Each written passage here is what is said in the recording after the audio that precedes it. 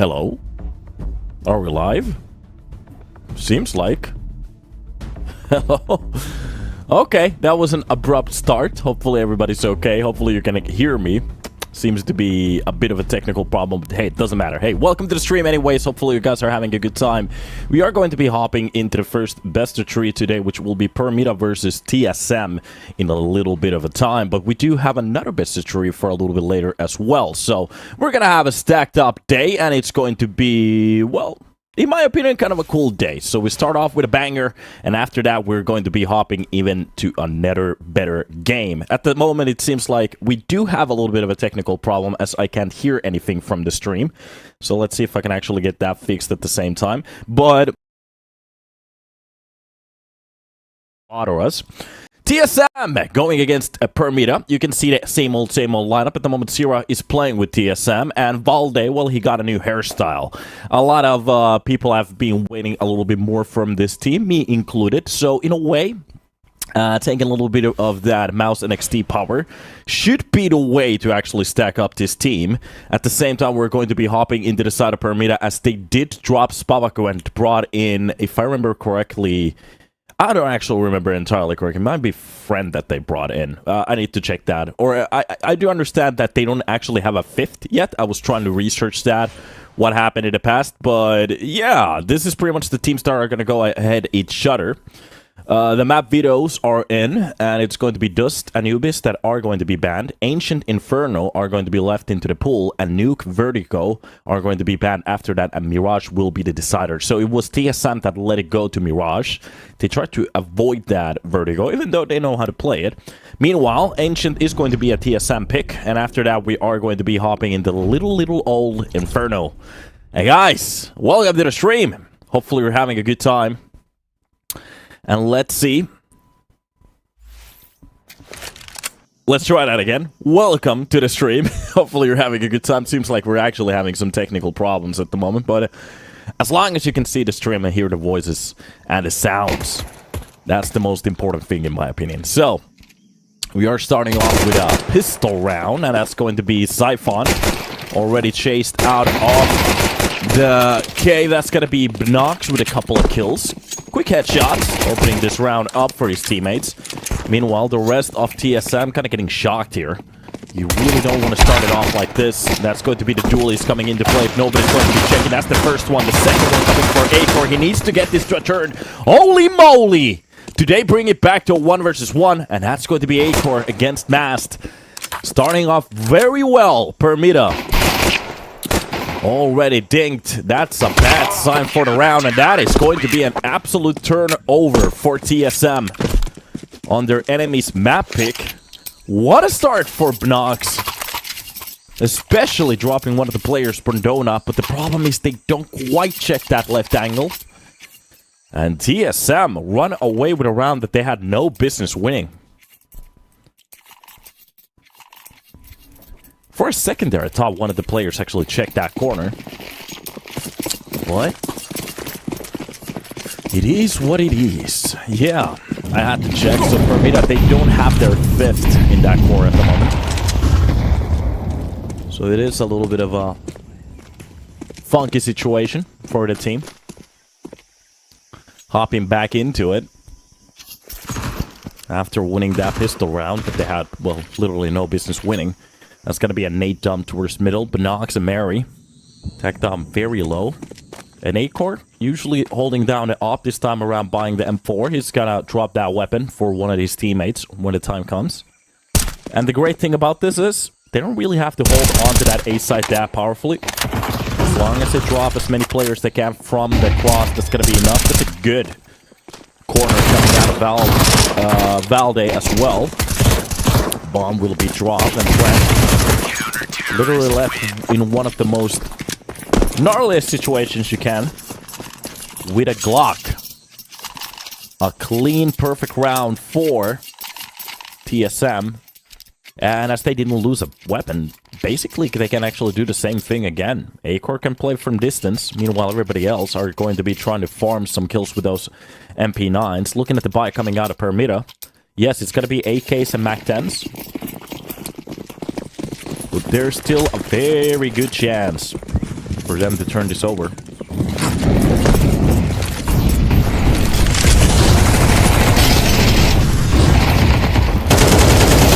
Push towards that B side. Works out for one. That's Trace coming out through the smoke. It's gonna be married to find out Nico.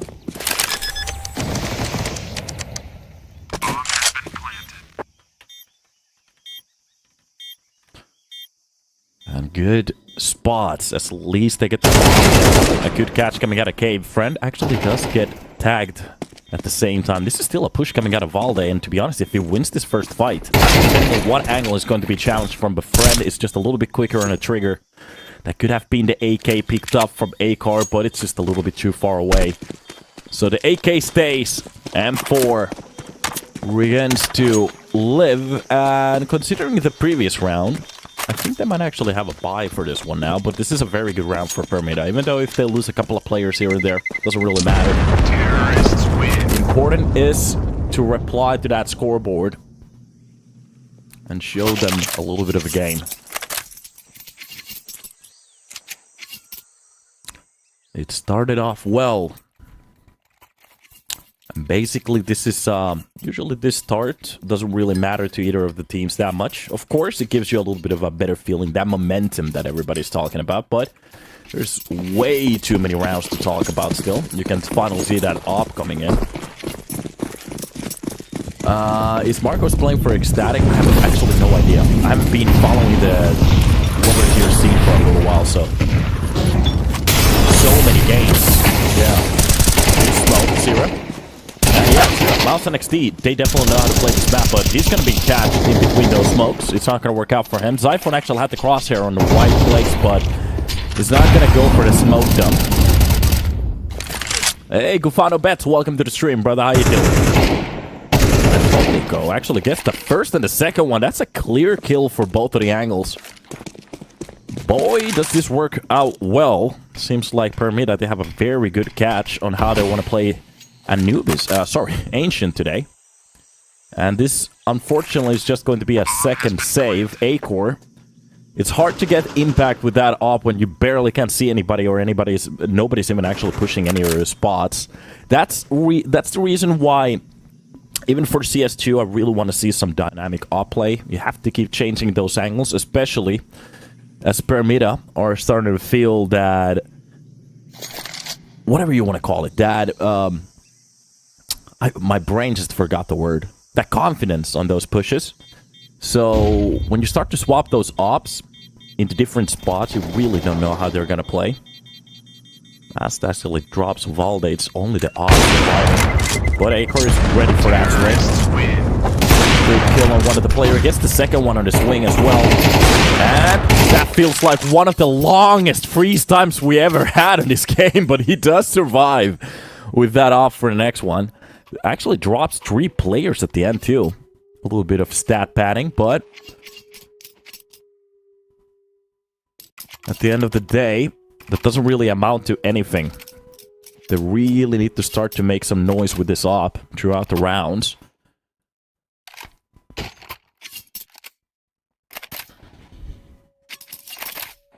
Looking at the percentage from the previous games, that's going to be Permitta with 31 map played. 31 maps being played already. 58% win rate for them. To be honest, TSM is very close to them. 21 maps played, 57, so percentage doesn't really mean anything. And the last time that I was actually checking some of their previous games, they were pretty good. They've lost to Mouse NXT. Mouse NXT is a very good team on this map, but they did get kind of spanked by them. 13-8. But there's a win against Alternative Attacks, Medisports, Illuminar, Revenant. So some actually good names here. Permitta, just with a bit of a longer history, not a little bit more. That's a good catch coming out of A-core. That boost is going to work out for one. And this is exactly what I was talking about. You need to change those spots. You need to get that rotation in with that off. To keep them guessing, we're just going to peek every now and then. Off is one of the most dangerous tools you can actually have on a map like this. You really want to use it. Coming in. Not a question is how they're going to react to this one. Seems like they're not really taking that much of a sweat. Still flirting with the idea of actually pushing on towards the B site. They know Ace might actually rotate away from here, and that's exactly what's about to happen. Stab coming in from Cave. The rest of the players waiting for that information push, and no, it's going to be Tomiko to actually catch it. The second one as well, Nico just walks into that crosshair. A shot to the face. And it's done. Acor with the first entry will be left as the sole player. That was the one op that they did pull out at the start of the round. And a missed shot gives them just a little bit of a better angle. Bonox almost has that crosshair in the right spot, but they're just going to go for the save. There's no reason to even attempt this anymore. To be honest, if they'd saved that op for a double op setup for the next one, that worked out for something. But it's going to be Permitta to take the lead. 3 rounds on the board. TSM with another upcoming bomb. Wait a minute, if they could actually save another extra weapon, that could be huge. But no, the save. The help is coming out of Mary. And the teamwork works for both. Is actually going to be ready for Mass to go for that swing. Mass is not going to flurry with the idea. Doesn't want to lose that. It's a very expensive piece of barrel.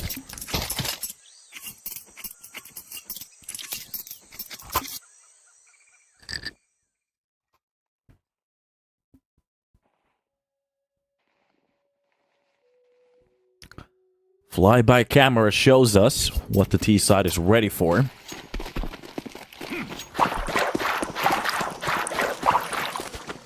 Ooh, some nice sounding sounds, I guess. So yeah, TSM actually going for a new roster. Middle fling doesn't really work out. That was a kill actually through the smoke. There was a player that came through it. Already leaving that angle. Yeah, 7 days Sierra has been on this roster. Literally just joined from Mouse NXT. And Sierra wasn't a bad player on Mouse NXT, so it's kind of cool to see him joining a team like this. They're slowly building slowly building up this Danish lineup. 116 on that lineup, looking very good. Looking at the previous matches, the last time they actually played against TSM, they did win. So TSM just went and got one of the best parts of him. That's the way you want to build this team up. Now the question is, for the future, is TSM just going to be strictly a Danish lineup? Are we going to see some international parts? At this point, I don't really think so. Nast with a very good entry on the Siphon. The push from the lane doesn't work out for them. And maybe just a little bit of an extra feed there, as they did have a couple of entries already. TSM in a very good spot here. As long as they don't peek over here, the in-game leader is supposed to get a couple of kills, depending how they want to play this. They do have the utility to actually burn him out of the spot. That's just going to be the perfect timing of the video. He comes up with the first, second, and the third one. That's going to be an amount of 4 kills for this round. He's thinking about picking up the op. That's not going to happen. And here we are. Okay. Looking very good. Nothing to cry about in that situation anymore. Why did they drop Altix? It seems like it didn't work out with him. The question is, where is the new player going to go? He has some experience now. Still a very young player. There's supposed to be a lot of opportunities for a Danish player like that. Oh, sorry, boys. Almost died. It's kind of funny to think about the fact that he's 21 years old. In my mind, I was thinking like he's like 19 or something like that, but it's okay. Still young. Bless you. Thank you for blessing me.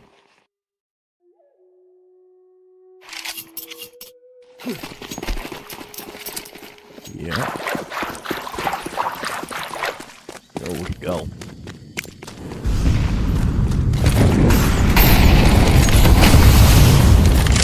Utility. At least they did actually follow one of the players towards the lane. That's going to be Sua. Getting away with murder. Getting one of the kills from middle. Nobody's even challenging him. Valde comes up with a double, and Nico Shuts down Bnox at the same time. This is just going to be very one-sided at the moment. There was a couple of buys coming into this round, and it just didn't work out. They almost did catch Zero from the second lane. Eagle shot ends the life of Valde, but it's going to be the off shot to the face to shut it down. Friend is done. And at least they have their fourth round. That's a one round of elite, sorry. I'm just trying to get that information at the same time. It happened so fast. And yeah, somebody was asking about Marcos. Marcos was cut out of the roster.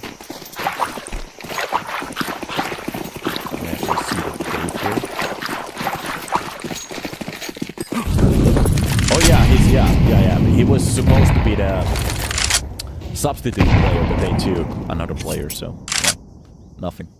He's still playing for PGL.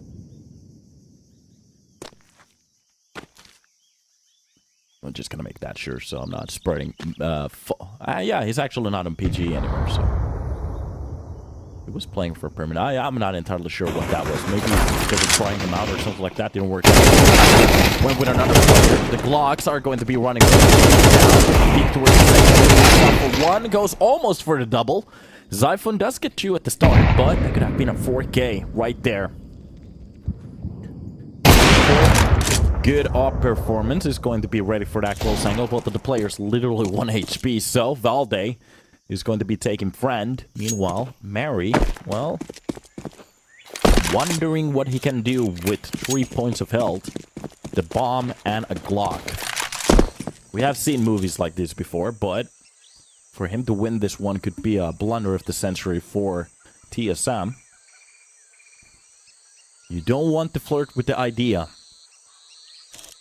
And oh my god, A-core! The worst time to unscope from over there. Oh god. Well, it is what it is. He might actually get the bomb down, but I think he's going to be run down, so trying to go for the first pick. Maybe surprises one of the players. Sees that the site is empty. Nobody's towards the CT, but the piece has been hurt. A shot to the body, and that's going to be it. A-core gets the planter, but to be honest, they could have come out with a round that they didn't give them the plant money.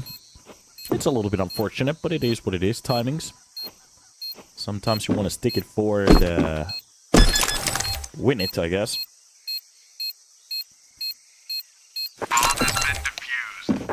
And off we go.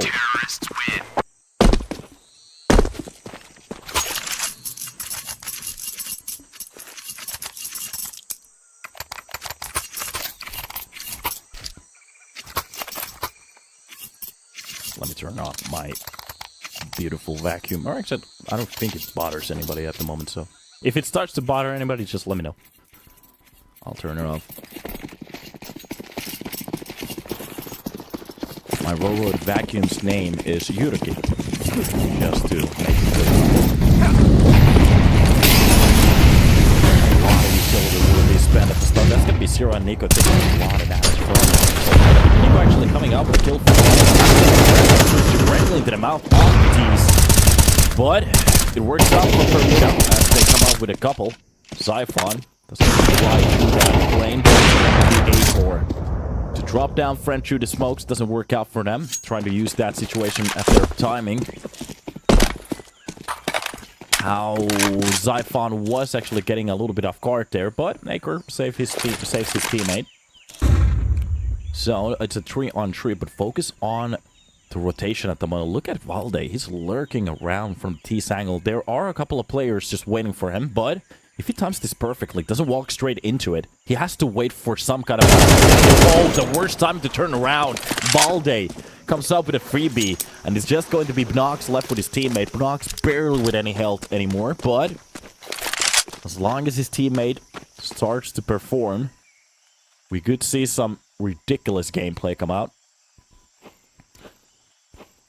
But it's really not playing for them. They have a little bit of an inkling that there might be a player behind them. But Valde already rotating his angle towards the lane. So this is a very... And as they are making a little bit of knocks, he's ready for that angle and he wins that fight. That's going to be a headshot on Valde. Wait a minute. Okay.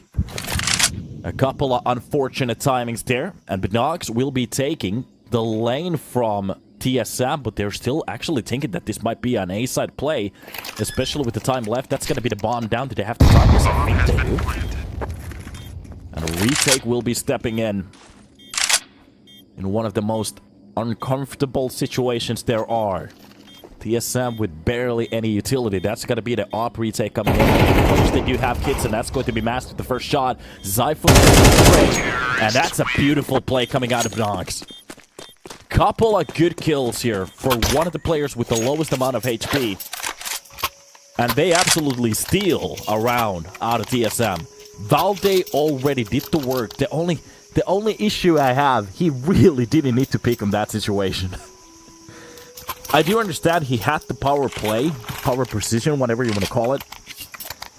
Sometimes just letting go of the keyboard just works a little bit better. Of course, it's hindsight, but it's one of those situations. It's a 3 versus 2. You know exactly where the players are. They have all the questions.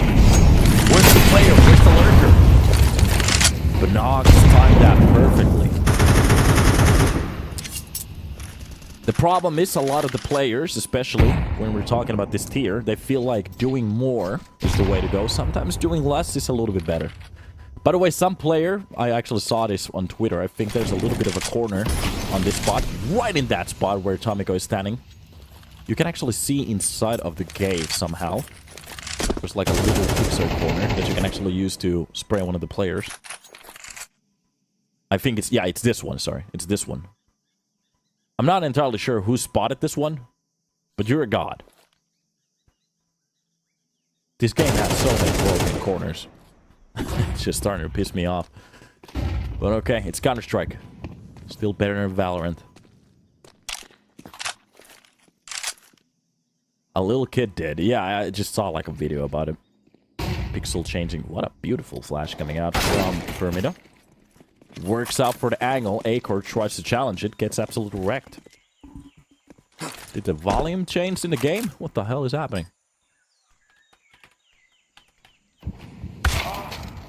Pretty good. Another good kill coming out of friend. Nico will be winning that long angle from Mast. And the bomb will be planted. Now the question is for TSM. Especially the way that they lost the last run. That's a good molly, by the way. You don't want to even go for the retake, especially with that kill they do. That is going to be Valde dropping down Tomiko. That's going to be one of the full HP players, but Mary's already on the lurk. Valde has to be a little bit more aware of this one. Friend will be dropping down the likes of Nico, and the perfect timing out of the backstab is coming out for Mary. Oh my god, TSM getting a little bit played here.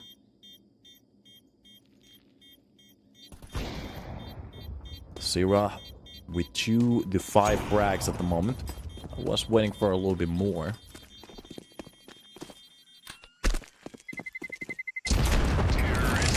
CS is a little bit too much like COD. Yeah, well, to be honest, not like COD, but CS is getting a little bit too much of an arcadey game. Maybe a little bit too simple. I would like to see CS actually go back to its roots, where it gets a little bit more complicated. It feels like, I think one of the reasons why the scene is so unstable at the moment, if anybody has noticed, there's literally not a clear tier 1 team. And literally one of the best teams can actually go against like a loser team and just lose the game. So, in my opinion, the reason is because there's so much uncertain gameplay in this game at the moment. A lot is left up to the wind. Back in the days, you really had to know what the hell you were doing. Nice catch out of Valde, but it's not going to be good for Chu.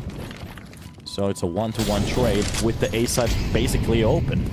There is an op waiting for him to push in. That's a good molly, by the way. Cutting one of the players off, but Nox still wins that first fight. It had to be Acor to come out victorious, but he can't. Hello. Oh, it's here already. Okay. Let's turn it back home. Bye-bye. Deagle swinging, doing a little bit damage on the Nox. And this is Nox very low on HP at the moment. If they do get the first kill, you could actually see something. It's going to be Tomiko to take a turn. And an easy, very reliable fight coming out of him. And they're still playing with the idea of just trying to bait that bomb even. And it seems like the rest of the players, they have the idea. Yeah, Sierra is going to be saving those armors. I think the idea was if any of the players drop or they get a kill, they can actually pick up a weapon with that. Didn't really come out to play. Nico already tagged. And that armor is kind of expensive. You do want to save it for the next one. Sierra really hell-bent on trying to get one of these AKs. Can't catch it.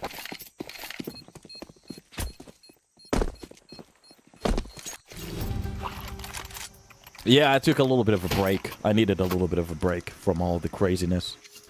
But we're back. Is it Lias? Lias. Hey, buddy. But yeah, seems like Permitta, they have turned over the game. It's a 6-5 at the moment, so the last round will be played in about a second. All in all, it is Permitta's own mapping. But looking at the rounds, I think if as long as the TSM they have gone for something on their T side, they should be okay. That's a very good catch throughout the smoke. Oh, Sierra really hasn't had a good day today. That's a good catch on the mask. Doesn't actually get the kill. It's a little bit of damage though. Tomiko does drop Nico at the same time. And this is just an awkward fight to come out. Valde does win it, but he loses a lot of health at the same time. That's going to be Acor with that shot from the op. And at the moment, it's kind of stable. Looking at the players' mask, is very low on HP, but it's a 3-on-3 at the moment. They will be sneaking a little bit closer towards that B side. Already actually drew it. That's the Molotov and the smoke combination. And Zyphon just trying to find a little bit of a better angle. Meanwhile, it's going to be Acor to drop down friend. The op duels are really working out for Permitta today. Acor has been doing a very good job. That's going to be Mary with the shot on to Valde. Getting a little bit too aggressive at that point. A good catch from the backside. Zyphon does actually win the fight towards the side, and I think he has the bomb control too. That's going to be masked. With just so little HP, we already saw a very ridiculous clutch coming out of Bronx on low HP, but if it's going to be Zyphon at the perfect timing, of course it is. Just a bullet to the side of the head. And it's going to be a tie. 6-6. And now the question is, for who does the momentum play? TSM came out with the last round, actually off of a deficit too. Meanwhile, usually you need a couple of more rounds on the CT side to feel a little bit more comfortable. Of course, this is Permitta's own map pick too. They did kind of lose the early rounds. And it's not like TSM, they don't know what to do on the T side. Now the question is about the tiers of the team. What kind of a difference are we going to see?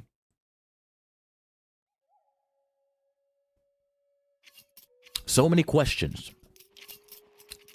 Very little answers.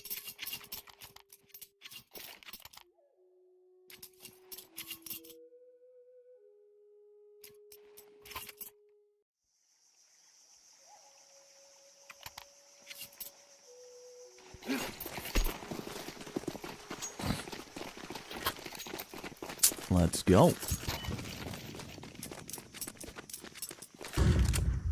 So, that is going to be the same angle coming out of Dogs. Oh, Nico is not going to let that work out for him.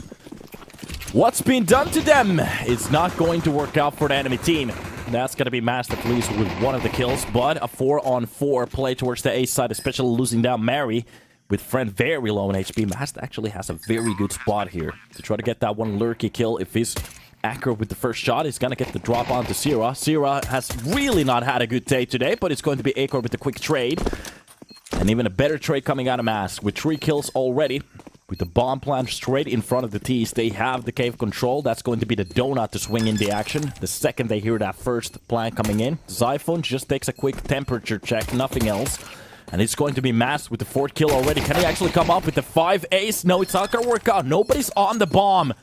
And friend, even with 4 kills, it's not going to be enough. Not even close. Nico plays it well. We were so close to an ace too. TSM, they win the 2nd pistol round. And hats off.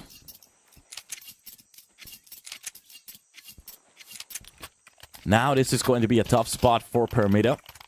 Looking at the rounds at the moment, it's not the end of the world. But they do kind of have to give them the 8th round. Which means that if they go for the save, they could actually think about the 2nd round buy. But as they are going to be buying, they kind of have to do something with this one. Because now it's not just about winning. Now it's about giving a couple of extra rounds in a row. Mary, let's come out with the first kill. That's going to be the 5-7 to work out. Wait a minute, Valde kind of flumbers the spray, but the win still goes for TSM. Middle control for them. And oh, Nico even checks the last spot. That is just going to be a heartbreaking start for them. Couple of kills and they lose everything. Tomiko with a deagle, nade, and an armor left towards the red, starting to clinching a little bit closer towards the weaponry that they dropped. And TSM, this is exactly what we're talking about. They're not just talking about the 8th round now. It's just going to be a couple of extended rounds as they have to go for the save if they want to buy anything good. At least they do come out with a kill. Now the question is, can Tomiko go for the... Well, he's not even going to attempt it, so no. If he came out with a retake on this spot, that would be legendary, but... The attempt to bring the round back with a quick bash towards the middle. Trying to fight for that 7-7. Is not going to work out. Left without any money. With just the Galil and a couple of sets of utility. Permitta. I wouldn't actually hate the idea of going for a 2nd buy. You can buy the armor, MP9s, try again. Save a couple of $100. With the money left, they can actually go for something. To be honest, if I was the in-game leader, I would go for that call right now. You have a Galil. The enemy team is thinking about it like a... Yeah, they're not going to go for it. It's just going to be a deagle with an aid. Smokes coming out for the rest of the players. Even one of them got sold. I wanted to kind of see a double try. The problem is you don't have that many rounds to go for them anymore. It's a quick couple of kills for Sira. Finally finding some kind of a form here. One trade coming in. So Knox will be dealt immediately. Acor coming out with a kill on the mast. M4 has been lost a long time ago.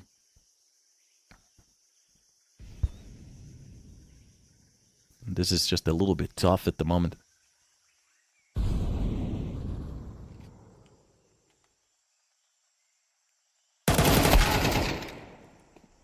Catch from middle. Good catch from Mary, okay. Works out to a T.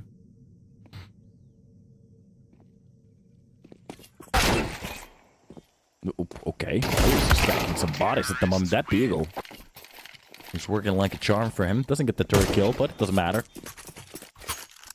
Showing a bit of life from the team at the moment.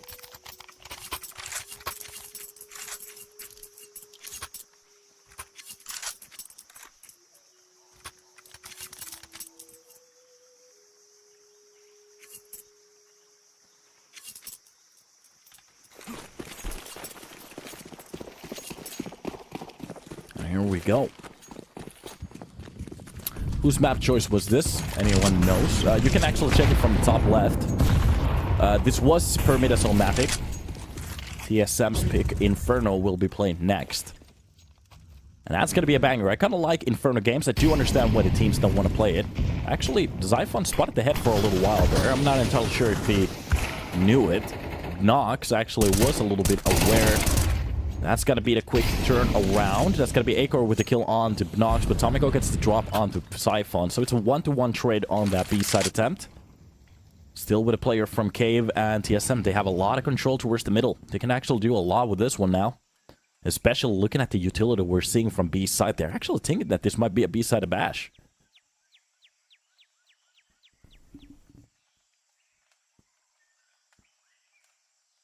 Do not play an A-side attempt with most of the player pushing at the same time. This is just going to be very dry. Times out that peak perfectly, but Valde wasn't ready for that. Okay, quick reaction. That's going to be Nico with the second kill on the friend. You can even hear the op shot miss. And Tomiko with Mast left into a very uncomfortable spot. Did anyone want to try this? Well, no. But save those weaponries for the next round. This is exactly what I was talking about, those early rounds. It's not the fact that you lose a little eco or a little force bash here and there. The problem is the rounds, especially with just 13 of them.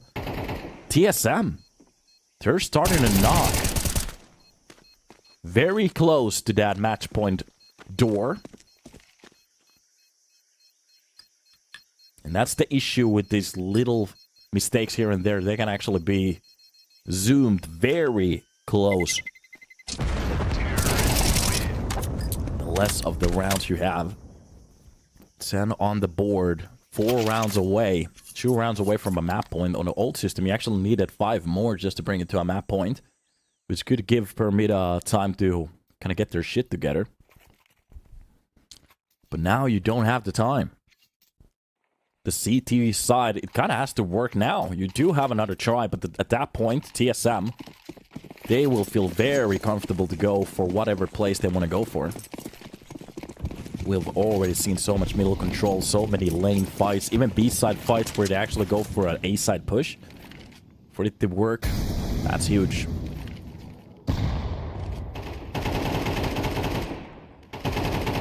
Did I cuss? Sorry, buddy. I didn't mean to. For fuck's sake. Yeah, this is a little bit of a different channel. Of course, if I was somewhere else, you have to obey by the rules. But we're a little bit more free over here. A very slow round from TSM. Kind of waiting for the enemy team to go whatever play they want to go for. It's the smoke for red. Meanwhile, everybody else is just posting towards the tunnel. So, you want to take a peek towards the cave? That's a dual Deagle and 4 setup waiting for you. Nice catch from the left side of that. Siphon wasn't ready for it, but Mast actually gets away with his life. That's going to be the bomb planet in front of their eyes. And Nico comes out with one of the best drilled shots I've actually seen in a while. That's going to be one of the drops. He does get the kill. Oh, wait a minute. How does that work out for a double? Tomiko even comes out with a kill. Friend makes that work out for a duel. Deagle spam for the win. Meanwhile, the bomb is actually planted for the player towards the pit, but Valde left in an almost impossible situation, especially if it's going to be spotted out. He does get the kill on the Mary, but a quick trade from Knox gives Permitta the round. 7 on the board, 3 rounds away from a tie. And even you can select the weaponry you want for the last 2 players, which is going to be an AWP and an AK. And oh boy, I didn't know the deal works that way. Because the problem with me is that I'm trying to aim, and, well, it would be the same thing as putting a blender inside of a truck, I guess. I'm not entirely sure what that means, but, yeah, just spam it. When all else fails, spam the Deagle. Somebody has to make a t-shirt out of that. Level 5 gameplay. Just spam those 7 bullets. Oh god, what a good round for Permitta. I have to give it to them. That's gonna be Mast. Ooh, good flash for the lane. Just takes a quick peek, nothing spotted. Takes a chill pill after it. Meanwhile, it's a very silent round. Most of the players just taking this as a sign of we're not going to make the same mistakes again from the last round game. Even the bomb will be left behind. This will be TSM just burning a couple of more seconds out of the clock. A minute already being played. And that's the first kill out of Friend. The kill under A-Core. The op duel actually works out for Permitta. And a quick trade after Zero actually gets the kill on one of their teammates. But another trade. And a play through the smoke. There's another player waiting for it. Nico is ready for it. And that's going to be Mary with Friend left in a 2 versus 3 with B-side absolutely lost. Now the question is, how are they going to be reading this? Leaving a player a little bit closer to Donut. That's going to be the pick coming in from Red. But Zero gets away from that corner. And this means if they decide to go for the B-side play right now, especially with the utility, this is going to work out so well for TSM. Sometimes More isn't good. That's exactly what we're talking about from Valde's play. Oh, that if he opens up, then oh god, the worst timing to have a utility, especially for so long, Mary. I do understand he wanted to go for the nade spot for that bomb. He wanted to go for the setup. The problem is you don't want to hold on to utility that long, especially knowing that they have had lurkers before. That's a little bit of a throw. The script has been changed, and TSM feeling comfortable again with a 4-round lead. Permitta. This is actually one of the best times for a team that is on a loss to actually check their own demos. There is a couple of situations where if they check out how they played those, of course it's a hindsight 2020, you kind of have to know, but there were a couple of situations, the same goes for TSM, where they got so much and they kind of gave it back. So if you can actually fix that for the future game, that is going to be a 20% off the slot directly into the gameplay. Maybe even to the rounds. Because most of these teams, actually, they do play well, but they do have a playbook that requires them to do different stuff, which usually might leave them into a little bit of a funky spot. And the question is how many times of X it actually works. Usually that's how you want to kind of figure out if the strat is good or not. If it works most of the time, you're going to use it. If you have something that works a little bit more, in your opinion, you're going to use that a little bit more. Good catch out of Siphon, ready for that smoke play. TSM's players, they seem to be very aware of a couple of plays that we have been seeing from Permitta, trying to get close to those smokes, especially challenge the lane. And this is sexy at the moment, just keep it up. TSM is giving us a very good game at the moment. It's not just the shots that we're seeing, it's the awareness that I enjoy looking at.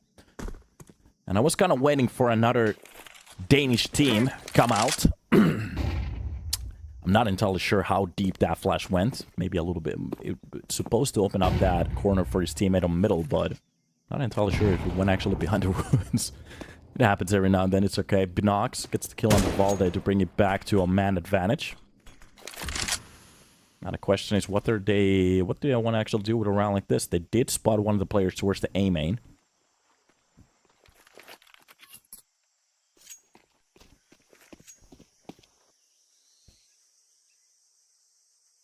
Binox. This is a little bit of a double edge of a sword situation. You can actually come up with a couple of kills here. But if you get one tap to the face, especially Binox, very low on HP. In my opinion, he's supposed to be playing just a little bit more of a defensive spot. Now he's going to do it. The box play is going to be perfect if nobody's going to check this. Zyphone might be the first victim of this play. That's going to be the swing for first and the second and the third. Binox comes out with a triple to save out the round. Permitta. The individual prowl is coming out again, and it was the same player on 6 HP to clutch out that one round. This is exactly what I was talking about. That's why you want to challenge one of these spots. Okay, now it's very loud again. What's happening? Seems like I have to be a DJ today.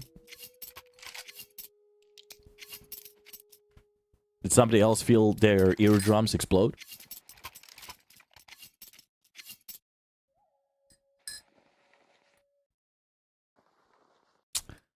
Some of these rounds for Permitta has been more individual based. For TSM, it has been a collective team play. And somebody actually threw a good point. This is a great series right now, in my opinion, too. Actually, if I was the one controlling this, I'd say that if Ancient goes for Permitta, then we get another very close Inferno game and a decider on Mirage. That would be the best for everybody. To be honest, if anybody was watching the Spirits game yesterday, that was a very good match. Vitality game too. Actually, Vitality game was yesterday, I think. I'm not entirely. That was the Navi game, yeah, sorry. No, Spirit versus Navi, yeah. JL was a beast. Couple of good entries here for Mary. This is just a little bit of a cheaper round for the side of Permitta. Sorry, TSM. Tomiko gets even the catch on the Nico. This is just going all in this smoke at the moment. Not really working out.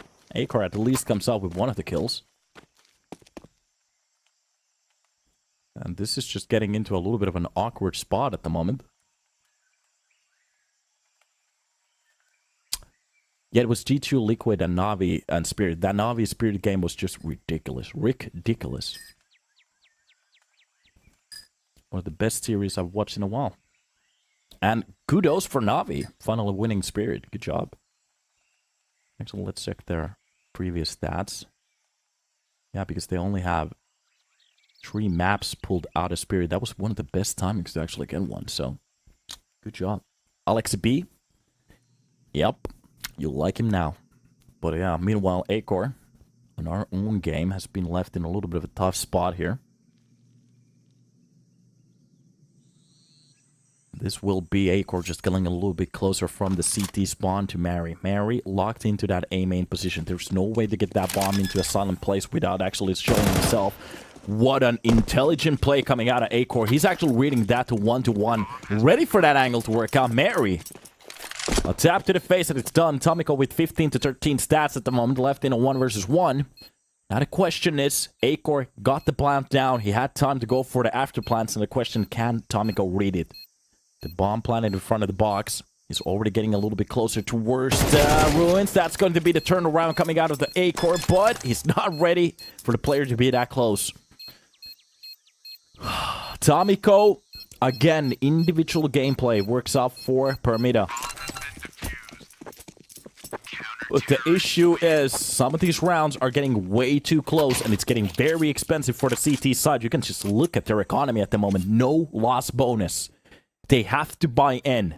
They barely have to buy in for even this round. They do have a couple of players stacked with 7 to 6k bucks. The problem is, they only have to lose 1 round, and it's going to be save city for them. Meanwhile, Inferno, hello. TSM, a round away from a dually. Or, I mean, the 1 and the 2, so a match point. Early nade towards the pit. The Gray, Sierra, and Zyphon, both of the players has been tagged at the start. The second nade, too. So, as long as they could actually do some economic damage, that could be enough. A couple of pistols here stacked for some of these plays. That's going to be Valde left with just 11 point of health. Nox actually catches one of the players at the start. A couple of shots through that drill right there. Doesn't do that much damage. And it's going to be Valde to go down from middle. And this is going to be amazing for Permitta's money at the moment. Win around this perfectly. It is going to do wonders. And now it's a different story. They can actually afford to lose a round, but the problem is if they lose it now, TSM is at their 12th.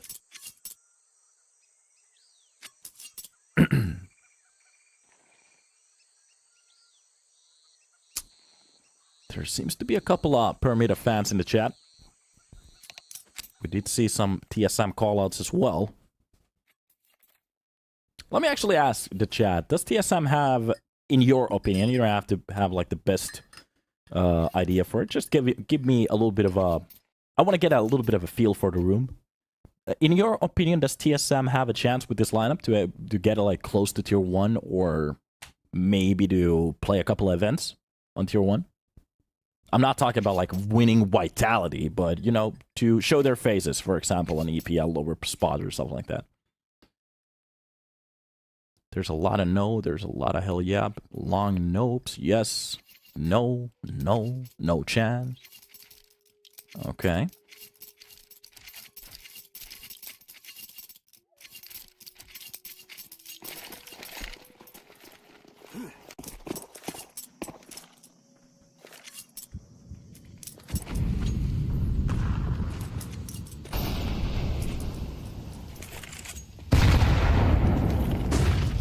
Okay. Seems like the temperature check is very cold at the moment.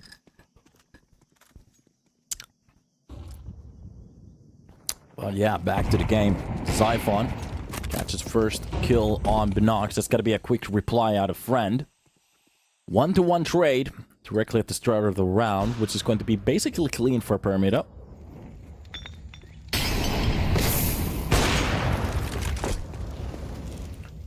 And back to the game. will try to burn out one of the players. kONO is actually burning very sufficiently at the moment, and through the smoke they go. kONO with a great play here. It's going to be a 3-4 at the moment. Through the smoke, oh, kONO, he almost catches one of the players. This is going to be a 2. Wait a minute, they actually lost a player in between as well. So Nico left in a harsh spot here. 1 versus 4. And the question is, can he win this? 18 seconds left on that bomb timer. Nobody checked that spot, which is going to be a little bit questionable, especially with kONO pushing down, but he gets that headshot. Easy peasy goes the clock. 11-11, TSM. They have let Permitta get back into the game.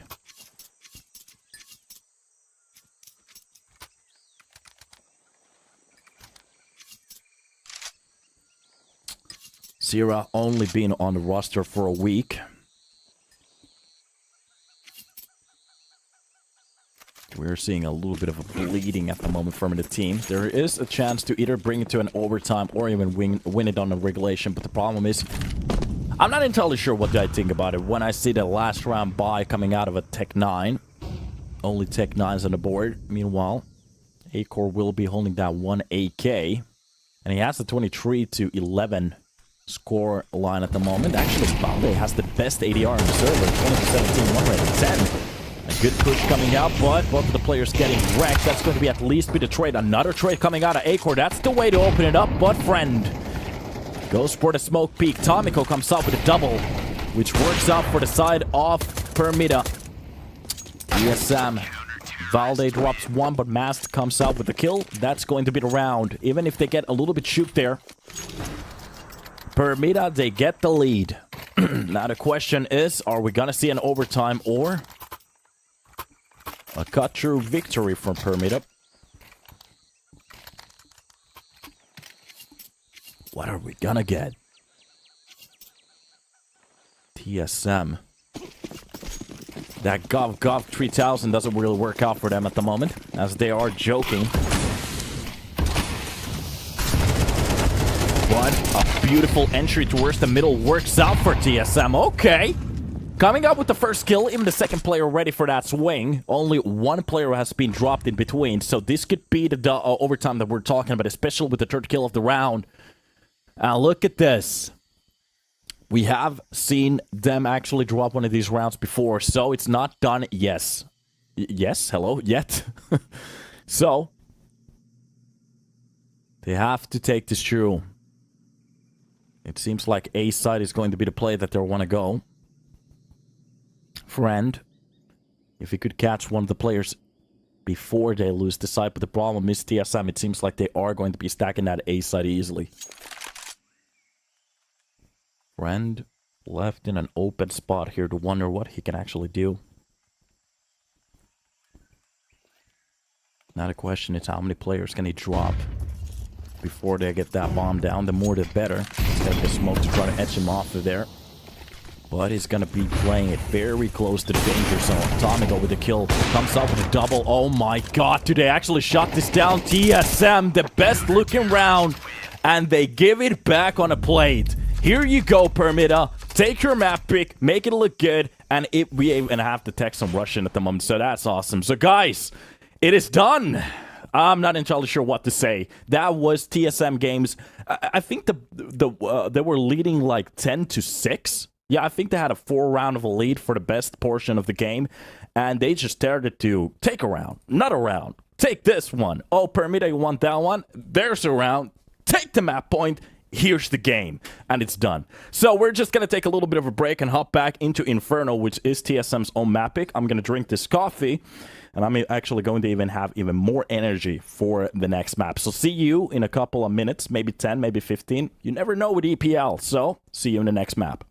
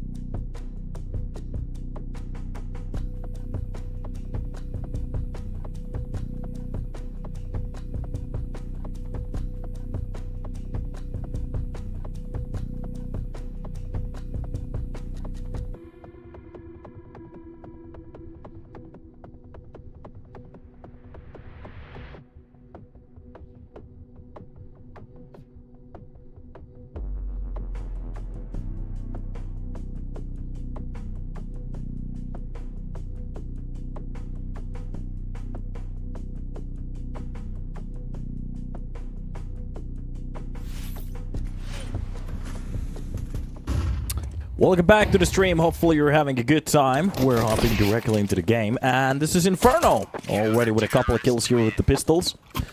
And yeah, that's a good start for Permitta on their enemy's map pick after winning their own in a very uncomfortable way.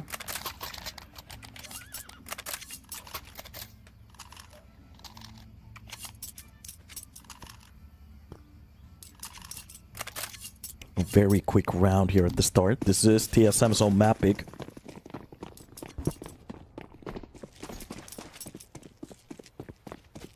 Rest of the coffee done. Now we can actually focus on the game. So, TSM starting off this game with a bang, but they're kind of giving it back away. And Permitta, they do bring out their own map pick into a win after a little bit of a grind, but they make it happen. So the CT side worked out for them very well. They did win 6 rounds on their T side. TSM on their 11th and just couldn't make that a 12. Kind of a choke there on that first pick on Ancient. Here we are on Inferno with a couple of kills, a couple of rounds already for Permitta since the start. So this is exactly what they're looking for, to try to win this map as well, to make it quick 2-0. If it gets to Mirage, that's the question. That does the momentum go for TSM after that one? That's a good kill for the lane. Mast comes up with a kill onto Nico. That's a quick trade from Zyphon. And they do kinda sniff out the other player. They don't stick around to fight for it. That's a good catch out of Binox, actually. A player trying to get through those coils. Getting caught off on the drop. One of the worst timings there is. And in the other side of that smoke, that's a hard spot for his teammates to try to go for the quick trade there, so it's not going to work out. Nice catch out of Valde. Actually make this a 3 versus 3. Point of the head has been shown. Actually hits his own teammate there. And a push coming into middle. This is just a spray show at the moment. Nobody's hitting the important shots. Finally, Tomiko shuts down Acor. And fully blind, Tomiko even gets the kill on the Valde. And this game is very quick at the moment. These are one of the quickest 3 rounds we've ever seen on this tournament. What an insane start to the match.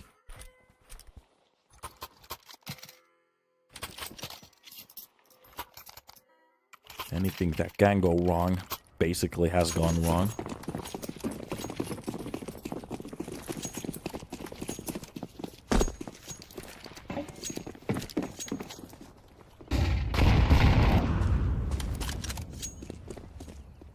And we are still going to be continuing with this match over here. Trying to catch whatever we can. That is going to be Mary on the off angle of that box. So they have a setup towards the A side. They're really thinking that this is going to be an A side push. 4 players rotated already. So if they wanted to go for the quick play towards that banana. Sorry, I had to spit. There's just a player holding it. So Bnox, if it gets overrun, it's not going to be a good time for him. One. Beautiful flash is being used. That's the second kill coming in for Valde. Mary does drop 2. Zyphon actually comes out with a kill on the mask. Okay, TSM showing us a little bit of a piece of lifeline here, I guess. The short play works out to 1, but that's going to be Bnox with the nade. Zero does drop one of the players before getting away from that side. This is a 2 versus 1 Bnox. Oh, he got the hint. He's not going to go for this one anymore. This is just going to be a save.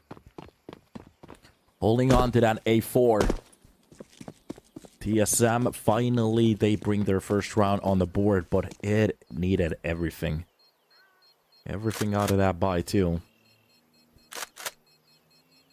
Or actually, they did save enough money for a better buy on the next one, especially saving these 2 weapons is going to be great. So, okay. Maybe I was a little bit dramatic there. Especially with the loss bonus. They're supposed to be very well off. If they actually want to go for the opposite up at the moment, wouldn't surprise me.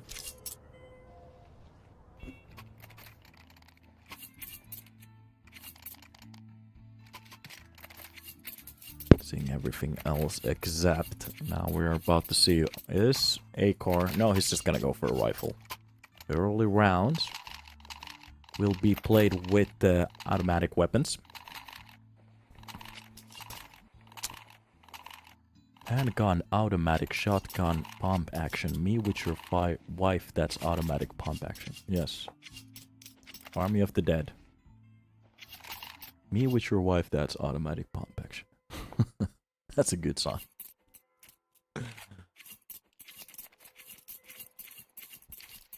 So, very light pillars. Beautiful scenery. We're actually seeing a lot of work from the map designers outside the map too, trying to make it look pretty for the great camera angles. It's actually kind of cool that they're finally figuring it out that we're using a lot of B-roll in some of this material. It's a great job. But off we go for more. This will be a slow round from TSM. We have seen a couple of very high-octane gameplay coming out of Permitta, especially like that coming in from Banana. That's a good catch. Even getting away with his life. Not getting really challenged at that part. Through the smoke, Valde actually drops down mask. That's a little bit too criminal. Gets even the second kill on the friend. Wait a minute, what is Permitta doing at the moment? Literally just giving a couple of entries for the T-side team. And Permitta, oh, they're going to just have to live with it, I guess. Learn how to live with it. That's not going to be utility. Seems like that's finally going to be the cross smoke being used, but a couple of hesitations coming in for Valde, because if they want to go for the clear entries, that could have worked out a little bit better.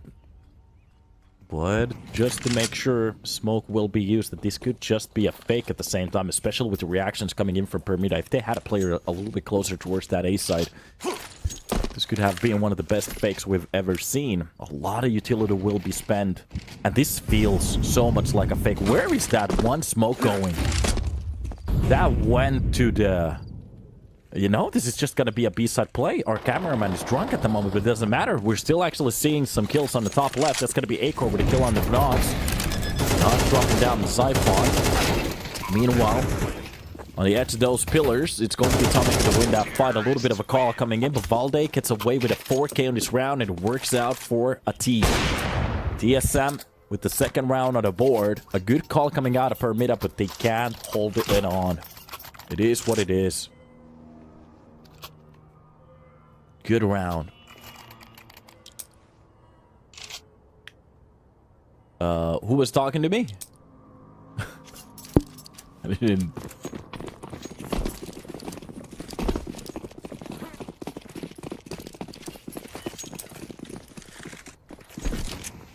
I heard a noise from our production. Not entirely sure who it was. Getting back into it. Couple of items being stacked up. Valde. Attempting to go. That's a nice double kill coming out of Acor. One of the players without armor, of course. It's just going to be a clear pass through. So a kill for them and a good entry. Good start for TSM. And entirety. Just looking at Acor, is the only one who took 30 points of damage. Nothing else. And this is just Nico taking a very chill game.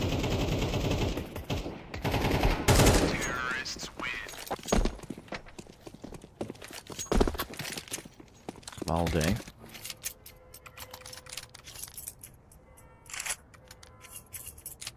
So, at least a tie on this situation. This has been one of the weirdest Inferno starts I've ever casted, in my opinion. We cast Inferno very rarely, too, so... doesn't really surprise me in that way. It feels like it's going to be the Golden Tree Dusty maps. Mirage, Anubis, and Dust that we seem to be casting all the time. So it's nice to get a little bit of a variation. I still hope that they do something with the map pool. Good catch on the edge of that smoke. That's going to be short. The point of that flash to get that kill. Even to get the second kill on the Nox. That is just disgusting at that point. A double entry towards the B side, and there's nothing Permitta can do. They have to go for the save. This is definitely not going to work out for one. What a great peak coming out of TSM from Zero. Really showing us some form at the moment. Maybe that's the reason you decided to pull him in.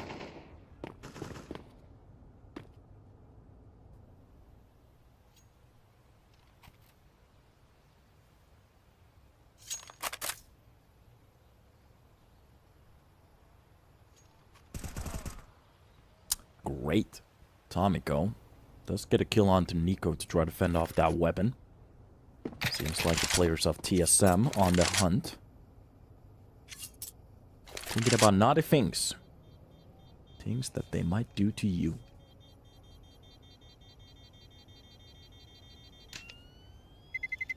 Terrorists win. Yeah, boom goes the bomb. And that's going to be the fourth round on the board.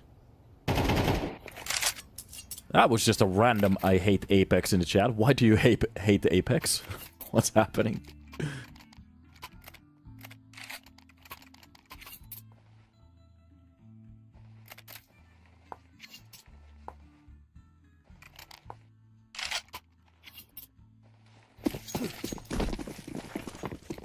And off to a new round we go. This is going to be a Permitta with a buy. Friend doesn't have the money for that op. 2-4 at the moment on the board as well. Really having the start of his life. That's going to be a quick push towards the banana. Nico catches knocks up that corner. That's a beautiful use of those flashes. And TSM already with the first entry. They took a little bit damage throughout those mollies, trying to just run over them. I have to say the flash play is perfect from TSM towards banana.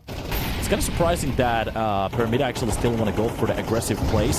Valde catches one of the players through the smoke. That's going to be Sierra left in an amazing spot. That's the first kill for him. It's a little bit sloppy, but it doesn't matter. A smoke towards the corner, ready for the swing. Friend does get the kill, but they have the information. There only can be a single player left on towards that A side. They can do whatever they want with this round. And here we go. Nice catch out of Valde to open up that B side. They're hunting down the last weapon. It's going to be Acor to shut it down. TSM 5 on the board, and this is the reason they picked the map. Wait a minute, there was a reason for that. Not to mention, I almost turned... Wait a minute, wait a minute. Bro, Scott Silmer aim, he just talks so much trash. Well, that's the reason you follow him. It's Counter-Strike, buddy.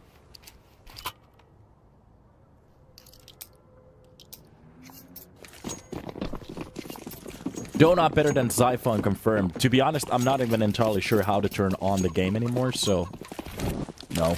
I haven't played CS for a long time. Here it is. Nades working out for a kill again. A, B, I have to say B side looking very easy at the moment. There has to be something that they have to change on that B side hold.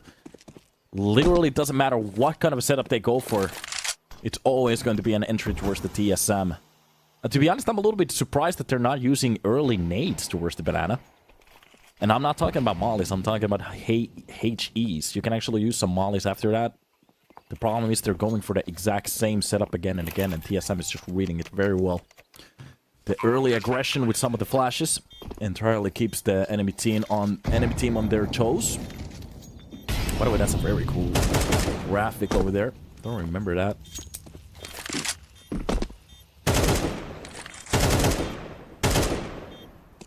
And this time, seems like TSM, they're just dominating banana control at the moment. It's going to be a little bit of a lure coming out of Tomiko to bring in one weapon, but it's not ready for the second swinger. Zyphon catches one of the players and gets the kill on him. That's not going to be an 8K for next round. Maybe what he was hoping for. By the way, do we have any Finns in the chat today? Finland? Winland? Proud Finnish boys, as we are heading into the... Well, it's going to be October. But I'm talking about, like, the winter season soon, so... It's gonna get cold.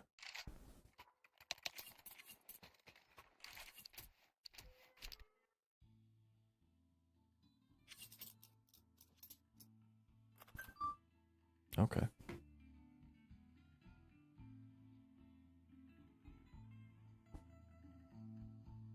We don't actually have any Finns in chat today. Oh, that's a bummer.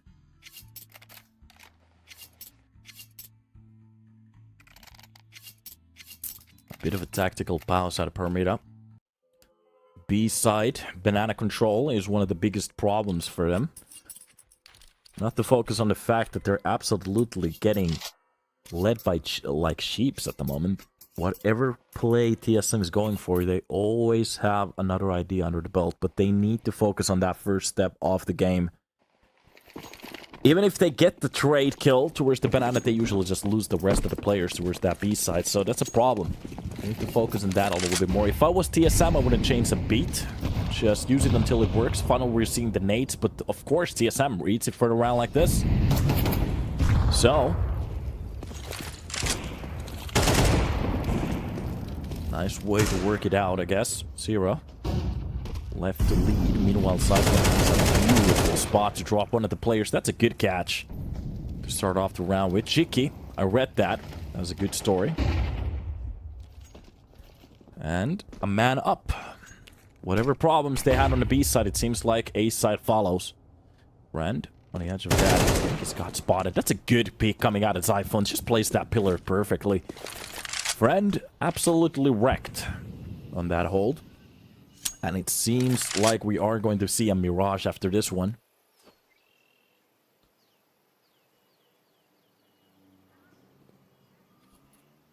This is a tough spot for Permitta. Especially with the amount of work that they have to try to bring this back. This could be the 7th round for TSM. And basically they're... after the 3 rounds, they haven't really got... they haven't been challenged so far in a way, so... some of these rounds have been very easy for them. Oh, yeah, everything's... my computers are going crazy at the moment. That's the push towards the B side. A quick smoke on top of the molly. That's a good pop flash. Works out for nothing. Nico absolutely drops fast on that peak. And even the challenge towards the CT just works out perfectly. Valde comes out victorious. And yeah, I have to say, this is a very one-sided Inferno that we're seeing at the moment. Yeah, the Simo Hava story is an old one. Everybody knows.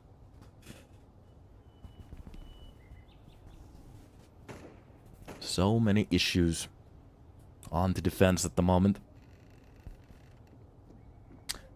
Whatever TSM has practiced on this map seems to be working at the moment.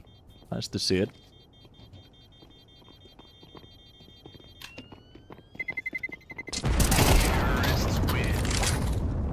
Mary at least converts that one AK. Doesn't come out with the AK alive. Oh, that's a good catch from Valde.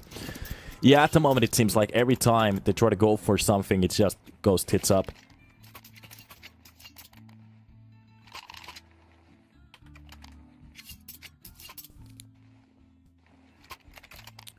Looking at the buy from Permitta at the moment. M4, MP9. P250 with a 5.7 stack. The 5.7s are okay. But this is just the top spot to be at. The problem isn't even a weaponry at the moment, it's just the fact that TSM is just leading so much. If they make this an 8, I think it's done at the moment. 0 to 24 for your car. So basically, throughout the day. There was a peek coming out of one of the players. They did spot him. Mast getting away from that corner. Not going to be playing around with his life. Friend is going to just get double naded. These nades have been very powerful from the side of TSM. Like airstrikes every single time getting a kill. Already saw those work out towards the B side. This time around, it's going to be a catch from middle. And to enter with a nade is just ridiculous. That's a good catch at least from Tomiko. He gets the kill on to Nico with that MP9. Mary actually wins the long fight. It takes a little while, but Acor comes out with a trade.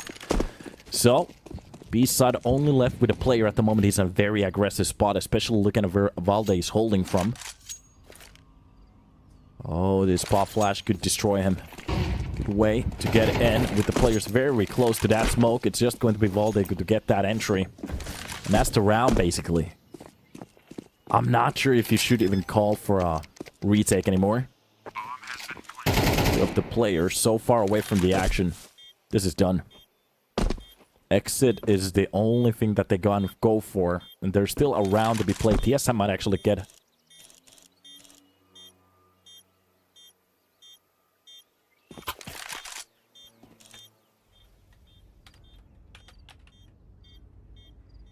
a good catch from him. Bonox drops down Zero.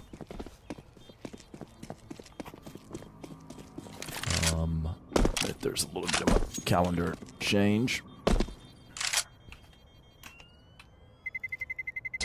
Terrorists win.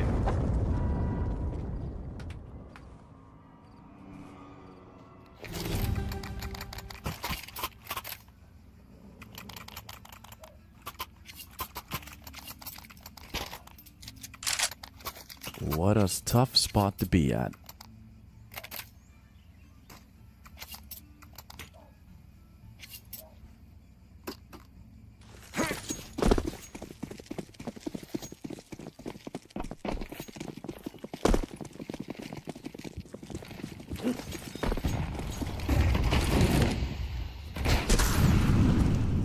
Nice catch. Valde taking a lot of damage at the start.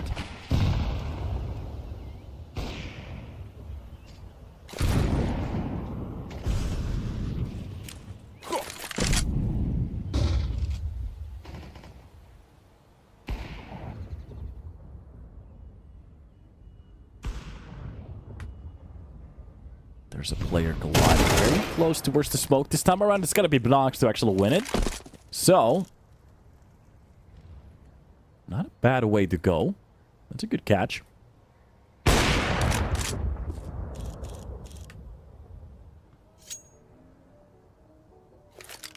a couple of good kills.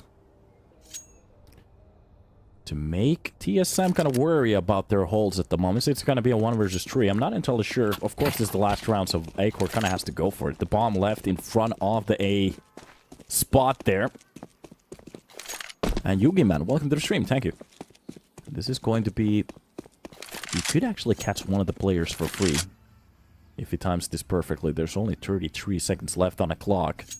And it seems like... Friend is not really thinking about this first angle, so this could be a 1 versus 2 converted easily. Friend, of course, with the perfect time turns around. That's going to be A-Core just going for the swing. I am not sure how he felt that, but that's a good work coming out of... I think that was Friend. Yeah, the Opera working out for that last kill, but 4 to 7 at the moment on the board, if I understand those Kuriliks. I think it's 4 to 3. Now they're 4 to 7. Yeah, they died a lot of times. Friend not having the op career of his timing.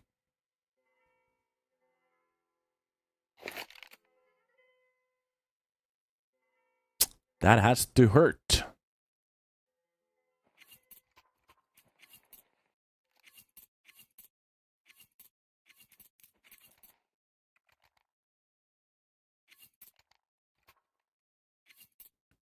Sometimes you get that intuition and he's just going to hold on to it. I do understand that he was checking long for so long. With the time left, he can't really be pushing from it. So the only logical point was either the Arch or Library, but the time was perfect. It's not a second too early. Casa Dolce Vigna.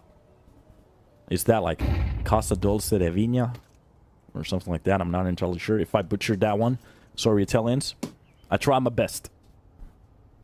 But we are going to be hopping in to a pistol round here on the second half. And yeah, TSM making this an 8-4 game. We're definitely going to see a Mirage in about a second if Permitta don't stack it up. They're gonna need some very perfect rounds at the start. We did see their T side come up victorious with a couple of good rounds on Ancient, but this is a different story at the moment. This time around, you need to do some work. That's a good catch from Valde at the start to drop down Friend. Friend had a little bit of a questionable game. Oh, Zyphone is lacking at the moment. Oh my god, he gets just chased down. Mast actually gets that kill. That's going to be Tomiko with the second one. Mast comes up with one extra shot. And that's a 2 versus 2. A-Core flirting with the idea inside that smoke. Has to be a little bit careful. Pops out of it. Kill it towards the pillar. That's Tomiko dropped. And Mask left in a 1 versus 2. How quickly does that turn around? A smoke towards the long to get a little bit closer towards the side if he wants to go for the plant. That's exactly what's happening at the moment in this. Look at these spots. Yeah, Acor comes off with a 4K on this round. And here we go. That's a good round for TSM. Actually controlling that. Bringing it back with some style. Counter-terrorists win. And it is what it is.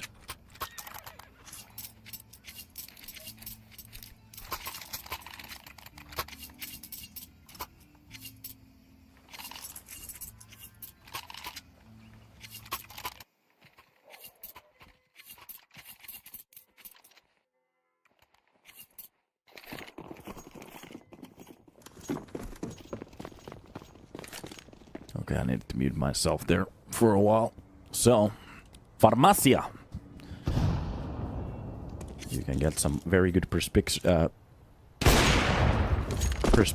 No, that's not the word. That's gonna be Acor with the first kill on the mast. Showing his face there. Good quality kill for the start.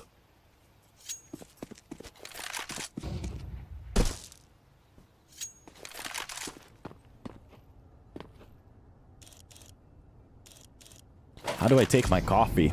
Double.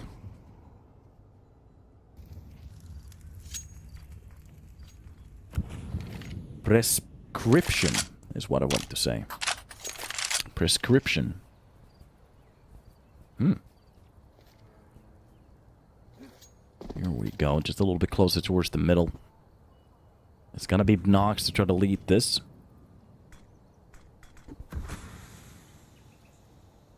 G2 or Na'Vi for today's semifinal. I think Na'Vi is definitely going to be in it. Let me actually check this out. What was the games that they have? It's going to be... Oh, yeah, sorry. Yeah, it's Na'Vi versus G2, and it's Made in Brazil versus Eternal Fire. Made in Brazil kind of surprised me. Nice hold from Nico. It actually does a little bit damage towards Mary as well. That's going to be the kill coming out of Acor. Makes it a double. A good Molotov to make sure that nobody's going to get close to that site. And this is exactly what happens. The sole player left to wander towards the long can't really do much with that AK anymore. The round is basically done, especially with the bomb on the other side of the map. And yeah, this is going to be a clean round for TSM to make that a 10. Zero actually even clutches the last player. That's going to be an AK on his hands. This is a very good round for the CTs. Permitta, 4 on the board still. TSM with 10. And hello, Asuna. Welcome to the stream, buddy.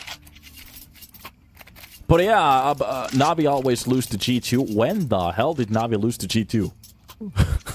Na'Vi always loses to G2.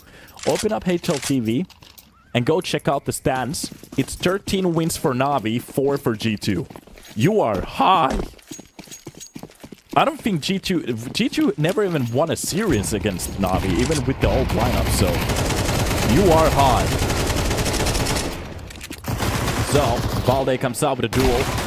Zyphone helps out with 1. That's just going to be even a jumping dually shot coming out of pistols. I'm not entirely sure what that is, but it works out for a kill. Do you think Nico to Falcon is good? Well, it's going to be better than G2. I'm going to ask you a question. For the amount of money that G2 has spent on their previous 3 lineups, to the amount of time this team has been given, with a couple of the star players that they have, if those players were in any other team, or for example under Carrigan, people would be lighting the town on fire because they're doing so bad. So yes, even if he actually goes to Permitta, it's going to be a better move than to stay on G2, whatever you want to call it. Nico Permitta, that could actually be huge. You mad? No. Are you? Made in Brazil or Eternal Fire? Eternal Fire actually been playing well. Made in Brazil did surprise me, but I'm gonna throw my cash towards Eternal Fires. They have been on these spots many more times than Made in Brazil. And they've actually looked very good. Plus, they did win the Tier 1 team at the moment. And it came close, so it wasn't a fluke too, so kind of cool to see it. Kind of cool to see it.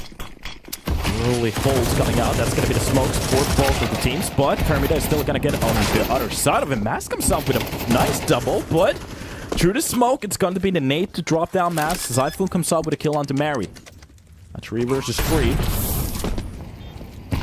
Left in a very interesting spot at the moment. That's a scout kill coming out for Friend. Can't do it with the op, but he can do it with the scout. And this is going to be a called out for a save. Doesn't matter. TSM, they have enough rounds to play around with. So as long as they just keep that economy alive, try to maximize the amount of rounds that they can actually buy into. That's the only thing that really is important for them. Permitta, they still kind of have to hold on to their waists. They can't really go full balls out here. Yeah. There was actually even some rumors that Nico and Simple will be joining Falcons. I'm not sure if that's a good idea. The problem is the stock value of Simple has dropped like a motherfucker. Of course, I think he's gonna still be a good player, but...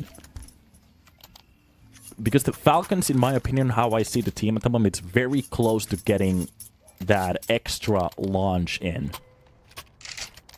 They're very close to actually unlocking that team. Nico could be a good idea for it.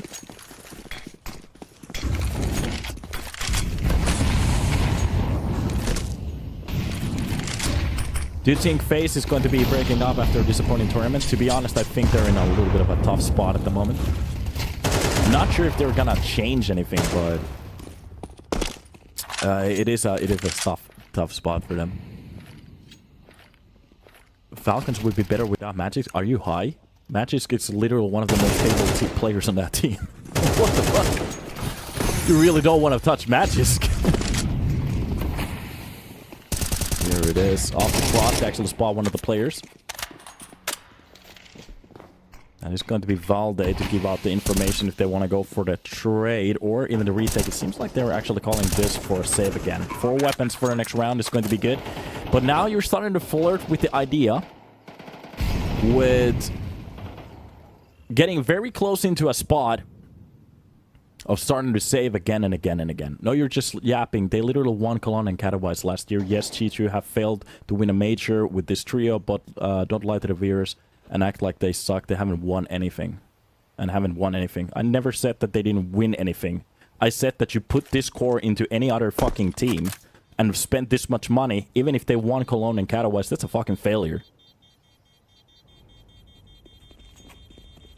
In my eyes, that's a failure. You have Hunter, Monesi, and Nico on the team.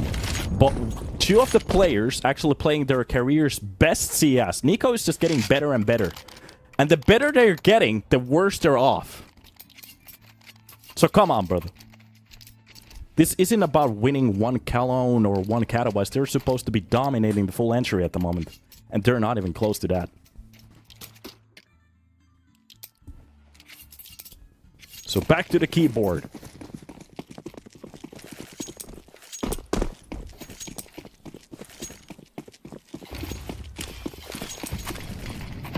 nade at the start. Oh, that's gonna do some damage. Zira even gets the kill through that smoke. And this is exactly what we saw even on the T side. They were getting abused even on the defense. That is going to be a very sticky situation.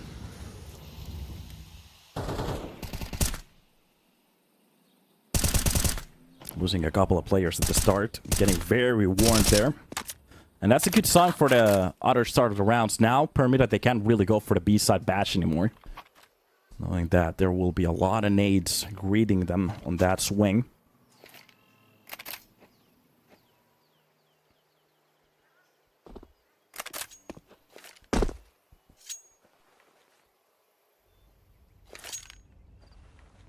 Well, look at their skill gap. Yes, there is a skill gap because the team fucking sucks.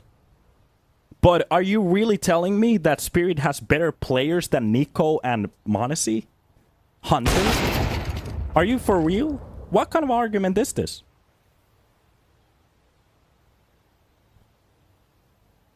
And G2 isn't a roster that is supposed to be 5th in the world, 6th in the world, or maybe we got on the playoffs. Oh my god. G2, FaZe, organizations like Na'Vi, they're supposed to fight for the title. Not maybe do we get into the semifinals. I'm not trying to be mean, but, you know. Good round. 12 to make this happen. Oh, we're G2. We spent the last couple of millions last year. Hopefully we get 6th. Let's see if on the third tournament we're gonna get 8th place. That's gonna be amazing. Our sponsors are gonna love it. And here's a little question. If they're doing so well, why is Nico then flirting with the idea of leaving? That's a very good question, in my opinion. Usually, there's a good saying. You don't sell the companies that win, you lose the companies that you sell the companies that lose. That's a good question, in my opinion. But I'm just more interested on Monesi if he's gonna leave too. There was a couple of teams that people were asking him into. To be honest, I think there's a lot of teams that are interested on him. Would be kind of cool to see FaZe buying him. But yeah, back into our own game. It seems like we're getting very close to Mirage. Good couple of catch coming out of Mask, actually lurking in between those smokes, opening up that A side. Honestly, the retail vitality. Makes rival rifle. Hybrid op. Okay. That is going to be a very one-sided play. That one push opens up the whole site, and it works out for them.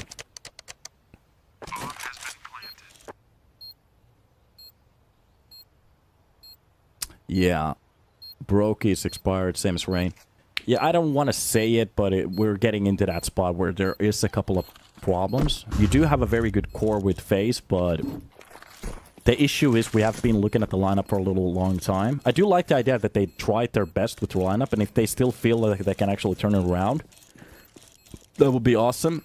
And especially before the majors, I don't think this roster is going to do anything crazy, so I have to be very honest here. I don't think we are going to see a great major from FaZe. Maybe they stack up well, but that's not going to be good.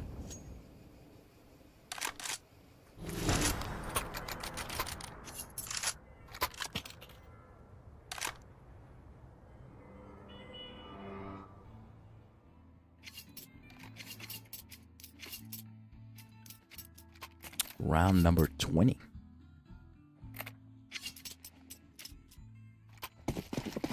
By the way, I was kind of waiting for an answer to my question. Who was it who was arguing? Was it Fighter Jet? Fighter Jet. Yeah, Fighter Jet. Want to explain if they're doing so well, why are they flirting with the idea of Nico leaving them? In my opinion, that's a good question. But yeah, this is going to be one of those a little bit slower rounds.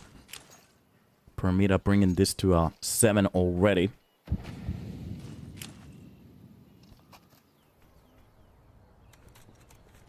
And this is just going to be a silent push towards that B side. They did block a couple of those nades at the start, taking just a little bit damage, getting around them. Just with that up, nothing else. And double hold needs to work out to at least a couple of kills. That's going to be the jump throw. A couple of the utilities being used at the start. That's the mollies coming in. And this will be an all-to-nothing push towards the B side. The nade to open up the smoke, but nobody's actually coming up with a kill. Nobody's actually spotting any of the players yet. This is just going to be a B-side bash with most of the players in, but Valde through the smoke actually comes out with a kill. That is going to be a huge way for them to get in, especially without the bomb being planted. So many players so close to some of the actions. Why is Acre still holding on to A side? What is happening? B side will be held easily, and that's going to be the round 4 TSM final. We are going to be hopping into Mirage. I'm not entirely sure what Acre was doing towards the A side still. Maybe he was holding for the next game's pistol round with that up, but we are going to be hopping into the last map, which will be Mirage. So a best of 3 will be played. Ancient was very close for TSM. Now the question is, as Permitta and TSM, they're going to go head to head. This was TSM's kind of a last band to let it go to Mirage. Let's see if they actually have something in it. And let's see how that's going to work. Let's hop into a little break and back to Mirage when we're ready. See you there. Simsalabim.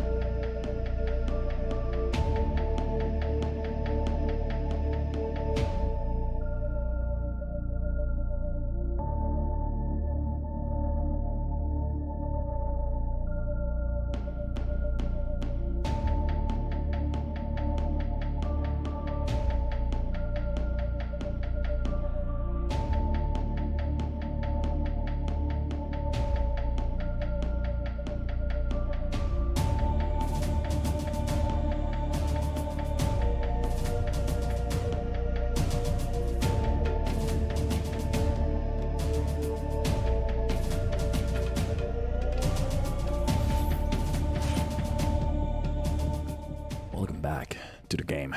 And we are hopping into Mirage. That's the third map. And here we are. This is going to be one of those spots where we are going to be dropped in, which might either work out for a win or a loss. Doesn't really matter. But this is where it gets interesting. So, the turn map will be decider. The turn map will be as a Mirage as a decider. And yeah, hey Hillside, welcome to the stream. Hopefully you're having a beautiful time. As we're going to be hopping into the last map of this series. The winner of this one will take the cake home. I did forget to check out what the situation in the tournament was. We did start off in a little bit of a mid portion of it. We're still on the groups at the moment. So this will be TSM winning their first game out of Group D, or Permitta winning their first game. So it's been very untouched so far. Looking at some of the games already, Passion UA winning their respectable game with a 9. It's got to be Johnny Speeds and Apogee with their own first one as well on Group B. And on Group C, it's going to be Into the Breach and Alternate Attacks. Alternate Attacks. That's a funny name to say. With the first ones on the board. At the moment, the losers are Prezi, Illuminor, Alliance, Verdant, Unity, and Anonymo. Many Polish teams in this tournament. Had a bit of a rough start in a way. But yeah, like I said, we are going to be hopping into the game. And this will be, well, the 9th round winner. Deciding where they're going to be playing from. And just looking at the respectable changes. It's going to be TSM starting on the T side, and Permitta, they will be enjoying this CT start. Now the question is, are we going to be seeing a similar CT from Inferno, or is it going to be a similar CT from Ancient? This is a little bit of a reset. Permitta fighting from the back foot, bringing their own map pick back into a victory. TSM having a little bit of a rough time. This could have been a 2-0 already. And yeah, the Polish team trying to get it over the board against TSM. That's going to be the first entry. Zira is definitely going to enjoy this map pick. Mouse NXT had a very deep map pick for a team of their size. Academy teams actually showing their skins lately. That's going to be Mary with the first kill on the Zira. A good catch. He needs a little bit more to make this a little bit more doable, but it's going to just be the overrun coming out of Acor. Tomiko comes up with a kill. Acor actually holds off for one more. It's going to be Valde to bring it back to a 1 versus 1 after losing his life, of course. And Acor knows exactly where Fred is. That Glock from this distance is just lethal. So is the USB, of course, it catches that headshot, but it feels like with the Glock you can actually spam just a bit more. Behind the single. A couple of catches coming, both of the players. A little bit questionable, but the last 2 taps works out for a kill. Acor makes that happen. If they lose, disband Denmark CS. No. Denmark actually coming out with a lot of talent lately for a couple of years now, so it's kind of cool to see it. The question is, what is going to be the next country to come out with so many talents? You'd almost want to say Ukraine. Bit simple, wonderful. A lot of good players over there. At the same time, Russia has showed us some skills too. Zontix, that's going to be Dong at the same time. Nice to see some very fresh young talent. What could be a region that is actually posting something? I know it's not going to be Finland. Oh, Finland is a funny story. Zira, 1 kill. That's going to be Nox with a couple of his own. Fred actually gets 1 more. Wait a minute. This is starting to look like a little bit of a better round for TSM, but the second I say it, they do lose one of the players. That's going to be Cyclone left alone against 2 players very low in HP. Makes this a 1 versus 1, and Tomiko with that AK. 1 bullet to the face is going to be enough behind the boxes. Typhon, is he ready for this one? He should be ready to catch that kill, and that's exactly what's about to happen. Tomiko just short from that kill. Yeah, Russia for sure. I'd say like Russia came out with top tier talent a lot. For example, Manesi and Dong. I actually am going to be pushing Zontix into that spot too. But I'd say with most, well, yeah, I'd say, because I'm trying to think like the winning team's talent at the moment definitely is on Navi, but you wouldn't consider them like Bit could be in a top 5, like on a call for sorry, my brain is scrambling at the moment, for top 5s on 2004. He's definitely, in my opinion, he could be a very good contender over there. It's a little bit of an issue that Simple literally stopped at his peak. But individual talent definitely came up with Russia this year, in the last year. So, I'm not sure. Because the question is, are you focused on individual talent, or are you thinking about, like, the team's performance? Na'Vi was a banger. Anybody wanting to argue how G2 is doing at the moment, just focus on Na'Vi. You literally maybe have, like, one player in top 5 at the moment. And they have been winning tournaments and being competitive all year long. And looking at the lineup when it was first made, winning a major after that one, oh boy, that's a good one.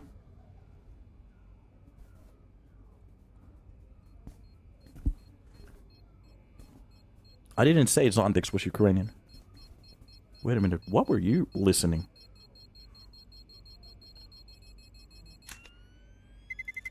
Terrorists win. Good catch at the start. He's Ukrainian? Okay, are you serious?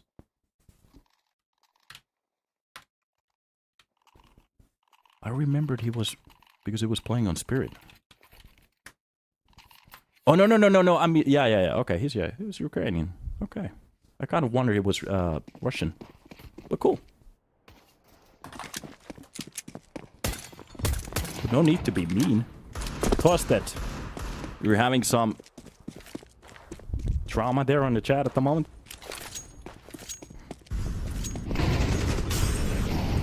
Third round here for TSM 0. We'll be catching Mary at the start. Zyphone comes out with one. Okay. Good starts here. Tomiko catches one more as well, but the defense is really pushing through the skin. Not really working out. And TSM with a buy round victory coming into this force and actually even taking care of it as well. Whoa. Terrorists win. Do you wonder how Ukrainians feel about playing with Russia? I don't think so, yeah. Of course, there are some questions, but the great thing with CS, in my opinion, is that we can actually pull countries together. The more we forget about the real-life issues inside the game, the better. So, in that opinion, I think this is... Like, esports is a great way to actually show that even what the political situation is, you can't just see the people as people and just focus on the game. In my opinion, that's kind of great. That's going to be the first entry kill for A-Core. This Mirage really not working out for Permitta at the moment. Nico catches Mary at the same time, comes up with a double. Zira drops Nox.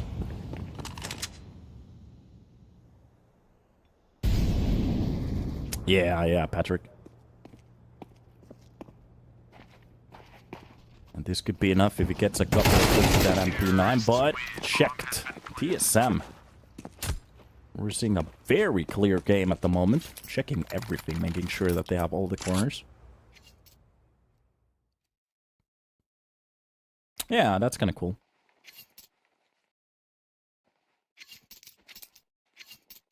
I think G2 is strong, but Na'Vi excuses well sometimes. Executes well sometimes. Yeah, I'd say like G2 has some very talented players, but the problem is the core of that team. As a team, it just doesn't almost even make sense sometimes. They might actually do well in this tournament, but in my opinion, how you... what is it called? How you actually talk about teams is how they do from tournament to tournament. And there's no excuses for Na'Vi. They have been looking great. That's a good catch from Friend to drop down Nico Ball. Drops down Friend. A couple of good kills for the CTs here. Still actually gonna go for a light buy, of course. Zyphon catches Mary. That's gonna be a kill from A-Core on the Nox, and some good trades are coming in, but it's going to be left to Mass to play a 1 versus 2 solo.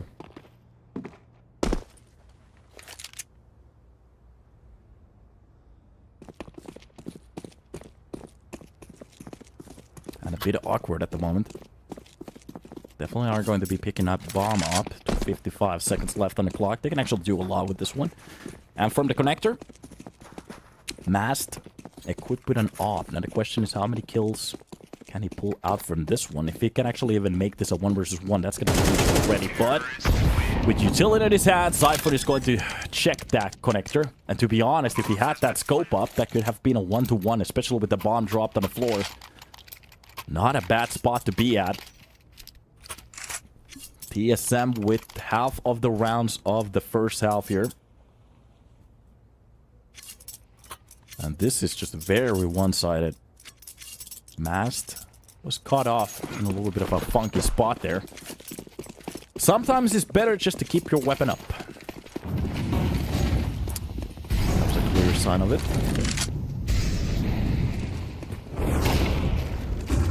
Here we go. Good last one, that friend. Now it's going to be Siphon with one, but Mast comes out with the second one. So great. And a missed smoke again. We're starting to see some very elementary mistakes here. Valde does bring it back to 3 versus 3, and especially with the damage done, this is working out for TSM. They have the map control too. The logo is burning. Everything is going so well for them. And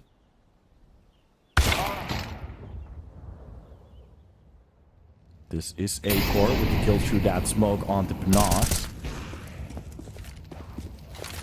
Mary wins the fight against Syrah. Mast on the lurk. This is a huge play at the moment if he times this correctly. Valde gets the catch on the Mary. And could this be the duel to make it happen? 17 points of health for Mask. Of course, the bomb gets planted and Acor is just getting ready for that other angle. Catches the first kill just barely. But a nice nade towards the CT to open up that smoke. It was clearing off anyways, and a beautiful catch coming out of Mast. Drops Valde on his feet, and a 17 point of health. Clutch for him. Permitta, they finally post their first round on the board. By the way, people did ask me about how the games are going to go today. I'm going to ask you guys. So, it's going to be Eternal Fire going against Made in Brazil. And Navi against G2. I did tell my opinions about G2. Of course, I'm going to give G2 just a little bit of a chance to win it. Of course, they have one of the best players, one of the best cores on that team. But what do you guys think is going to be the finals? What kind of finals are we going to get? In my opinion, it's going to be Navi versus Eternal Fire. But I'd be interested to see what you guys are thinking about at the moment. Yeah, there's a lot of versus Navi at the moment, chat. Okay. Early utility will be used. It's going to be the nade to open up their own smoke. Trying to catch them off from middle. Doesn't really work out for one.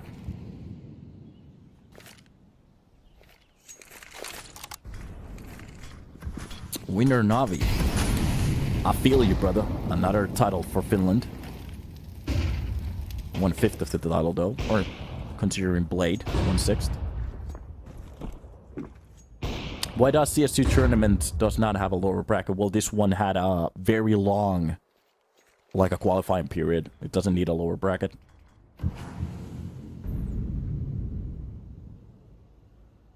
A very silent situation, Nico.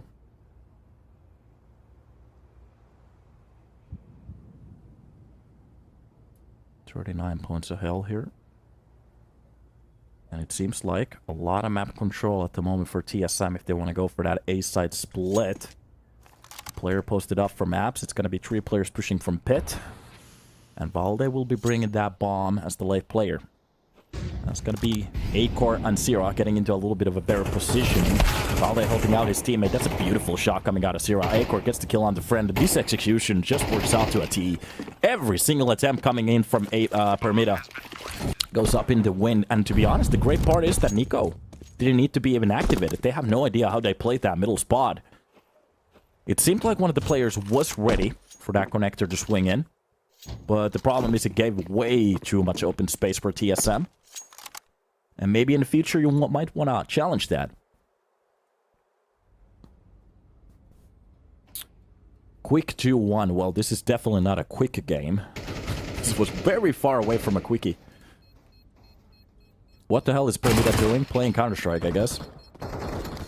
Some good exit frags here in a way. Trying to hold on to the weapons, but that nade is just going to be a Pokemon ball at that point. By the way, Nintendo was suing Paul World, so that's funny.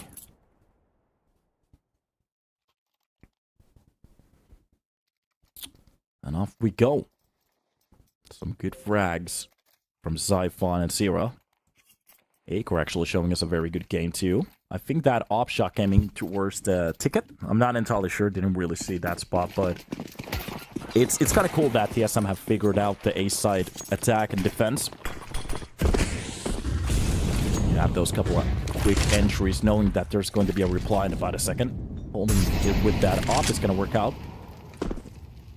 What do you think about the ITB DDoS situation? I didn't really see it. I just saw the news on HLTV. Don't really understand what happened, but it kind of sucks. Of course it sucks. It's a shitty situation. So they kind of had to give a default win. It is what it is. A bit of damage done on that cross. Nico barely surviving. 8 points of health. Literally another bullet was going to be enough. kONO is going to catch the kill onto Binox. And yeah. This is very one-sided. Now the question is, what kind of a CT side are we going to get from TSM as well? Poppy Flash coming out from Mary to make sure that the CT lane is going to be clear, but at this point it doesn't really amount to much. The bomb already ticked out to 14 at this point at 10. Mary even finds the likes of Valde. We're not players left to try to figure out what's going to be happening, and that's going to be the 8th round on the board. TSM enjoying this one.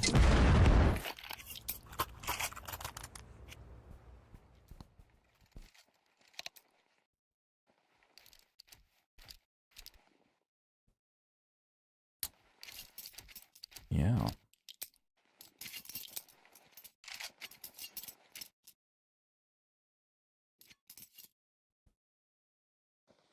One to 12.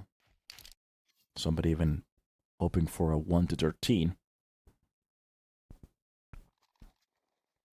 Don't think that the CT side matters if they already have 10 to 11 rounds. Well, what's been done to you can be done to the enemy team too, so you know, we have seen TSM kind of choke before on Ancient in the same series, so anything is possible, but I do have to say that they're looking very good at the moment, especially in those executions. It seems like they're clearing every single corner, and it's kind of cool to see it. Maybe Valde learned something from LXB. Maybe not. Kind of cool to actually think about on the previous major winner, underneath his belt, there was actually 2 players playing with him. Nico and Valde. So not that bad.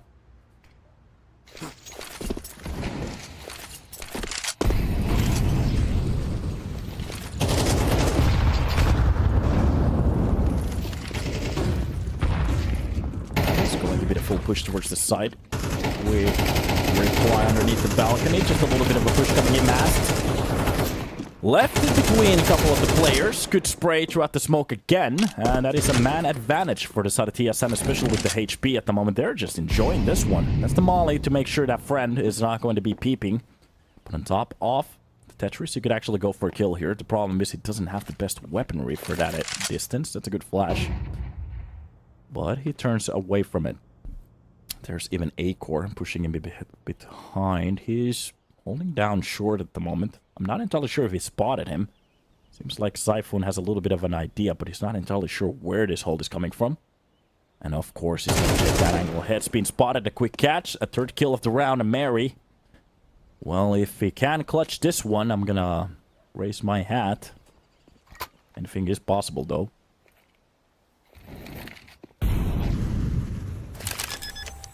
And here the bomb goes down. That's going to be a very tough retake for Mary. Mary. 6 to 8 on the board at the moment. I would love to see the scoreline at the... What kind of kills we have had. Especially with the pushes from Zera, Zyphon, and kONO. Just looking at that 12 to 4. Of course, the money comes up the same second that I said, but that's a ridiculous scoreline right there. 3 KD for Zyphon. Doing very well today. Oh, getting just cut off. But at this point, it doesn't matter. As long as they win the round. Mary will be cut off too, so Acor, well, he's going to post a similar number than Siphon, 12 to 4. 3 KD for him as well.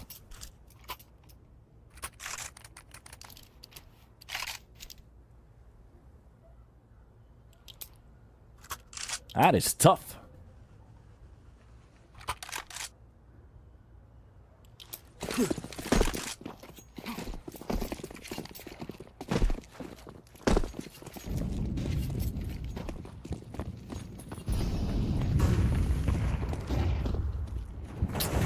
Go. Well, a couple of the first entries. That's going to be the nade. Trade. This time around, Zero is not going to catch the second player, but at least he's going to be jumping onto the side. That's going to be the kill coming in from short. Friend does a good work already to drop one of the players down. Mast comes out with the help. That's still Tomiko trying to find a kill here. Just really giving it to him.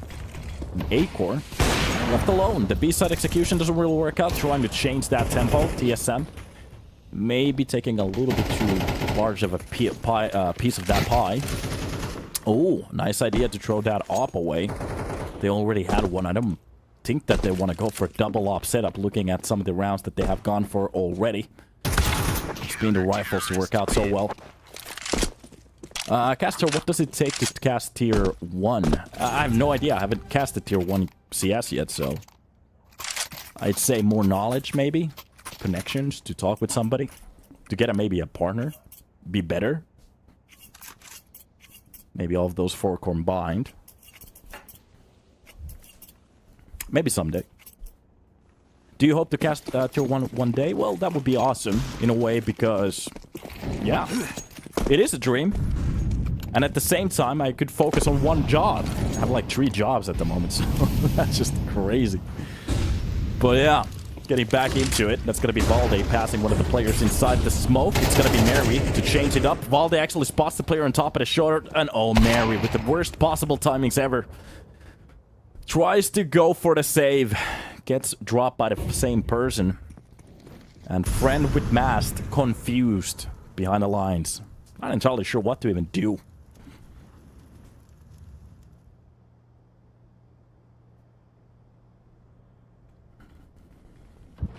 Tough spot.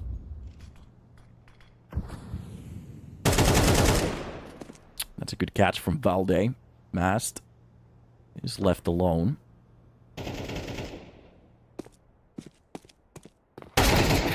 And a good catch coming out of Mast at least to drop down Valde, but the percentage for this round isn't better at the moment. He really needs to get these kills. That's going to be a good nade on the Siphon. That's a lot of damage, and that's the smoke to try to get in front of the curve here. Molly is just going to burn him out alive. Yeah, there's nothing he can do. It's done. 10 to 2. And I have to say, Permitta, they have to be lucky to even get those 2 rounds. Looking at how TSM was playing, they were doing such a good job so far. CJ, do you like casting more with a partner? Of course, yeah. You get to think more what you're saying.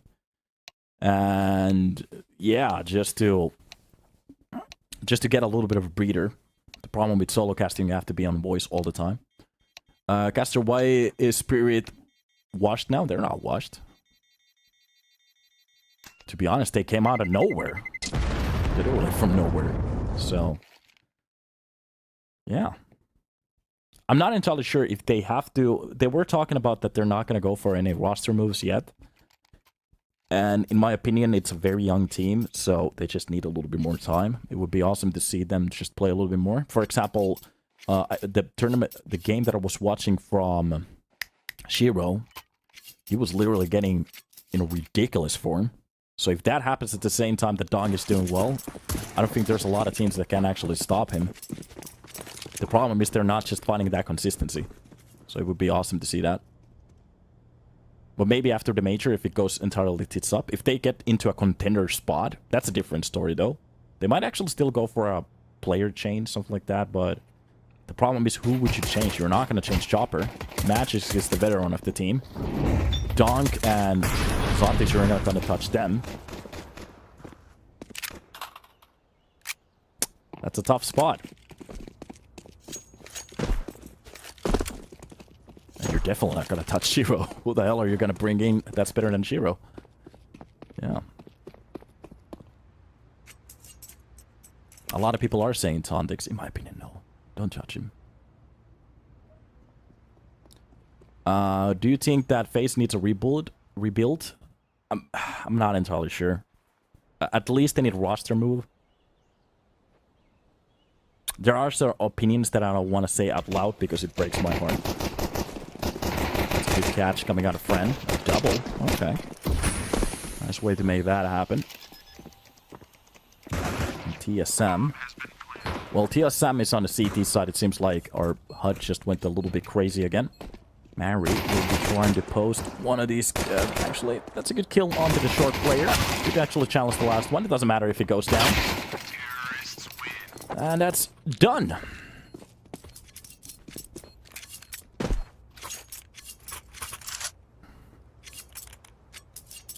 Yeah, typical that one team is performing worse than expected. And to be honest, I'm not entirely what we're expecting from Spirit. They are doing well for the level that they are at the moment. You have to think about, like, a couple of years ago, we weren't even talking about Spirit. Never. It never even came up in a conversation.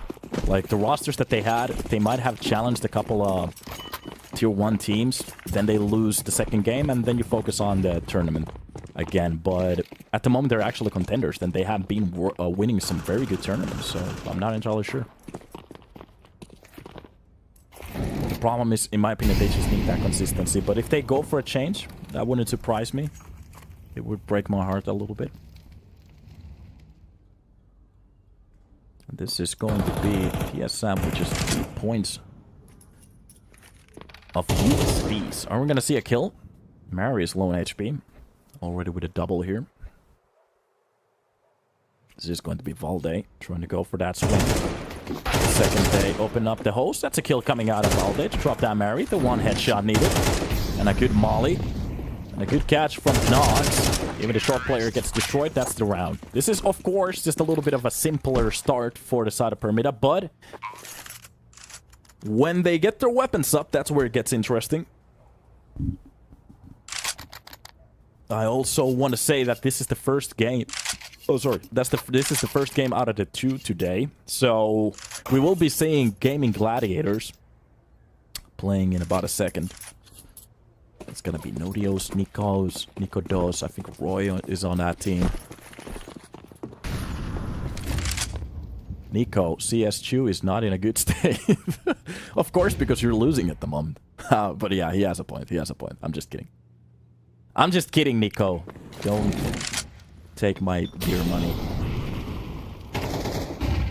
kONO is gonna be there. Here it is. Caster, you missed CSGO a little bit. Acorn gets the first knock on the mast. I'm gonna tell you what I feel about the CS situation at the moment in about a second. Let's just focus on this round. That's a good kill. And the retake is definitely on. There is a lurker coming in from middle. That's going to be Mary. Ready to try to drop a couple of the players here on that attempt.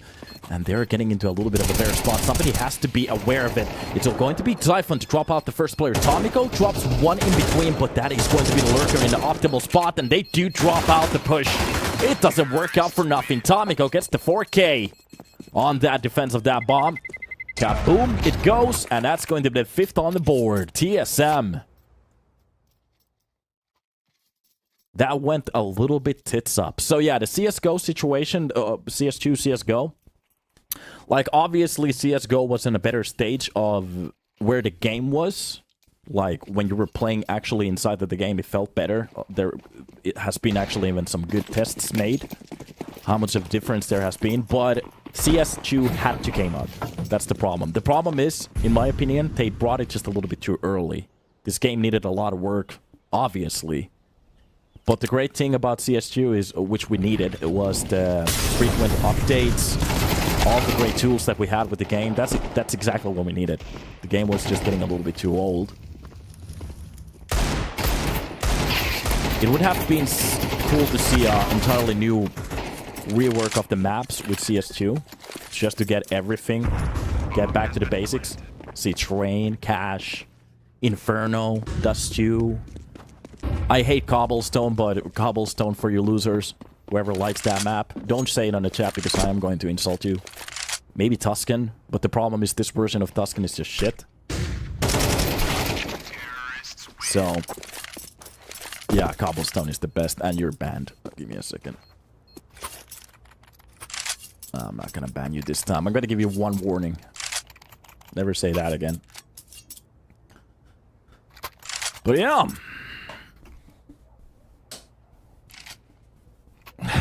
I was just joking.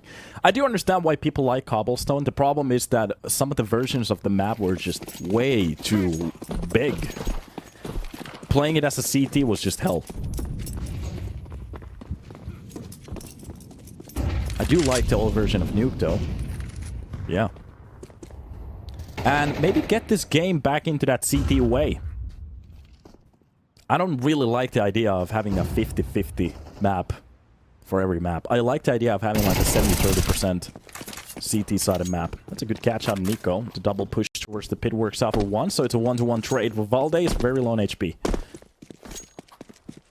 If you had to eliminate one map, what it would be? God damn it. I would take that wish and double it to drop Vertigo and... What map do I hate the most at the moment? I think Ancient has to go. I'm gonna drop Ancient at the first. Vertigo after that one. Bring in Train. Rework Inferno to a little bit of a larger portion. Maybe Cash. Yeah.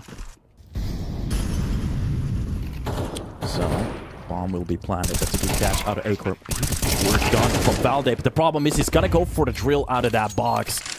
Getting caught up by Friend. Perfect timing for him.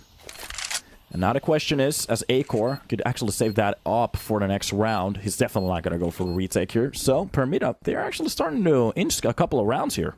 And this is exactly what I was talking about. What's been done to them can be done to you. This was a 10-2 start. TSM not actually even coming close to winning a round here. Permitta making it a 7, 3 rounds away from a tie. Boys, we might actually have a game here. So stop asking me questions, let's focus. Terrorists win. That's a drill. 10-7. A bit of an awkward spot for TSM as they have to go for some kind of a buy around that op. But to be honest, if you changed Ancient with Cobblestone, I would almost permit it. The problem is just the idea behind it. It's just bad. What's your favorite map to play? At the moment, maybe Vertigo. Even though I said that you have to ban it. The problem is for competitive play, it's just a little bit too hectic. But... And I do love the old maps, but I'm 32 years old. I'm so old. You don't actually even have to listen to me anymore. I'm the old geezer talking in the corner. Good catch out of Acor for the first one. That's going to be Zero, kind of blundering that push, but it's a double entry from short to actually drop down Acor. Nas, with the perfect timing on that push, catches actually one of the players inside that smoke. Doesn't get the kill, but the damage has been done. That's a lot of HP lost from the side of Permitta. TSM. Another attempt for a retake here. Looking at the spots that they have, from 3 points they can actually push into the site.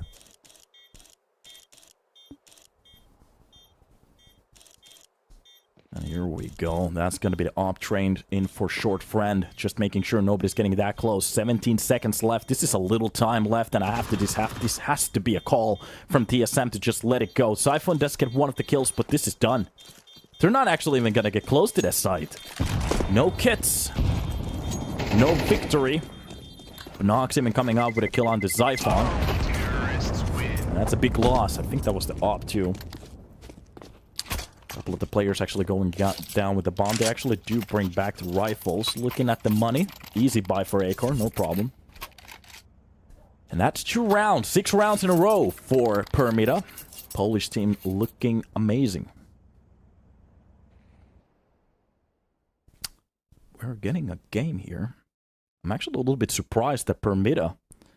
I've been following this roster, this team, for a little while now. The management is kind of cool. And for them to keep their heads cold, to bring this to a manageable situation, TSM even having to go for a little time out here. They have to talk. What's going wrong at the moment? So many rounds without any answers.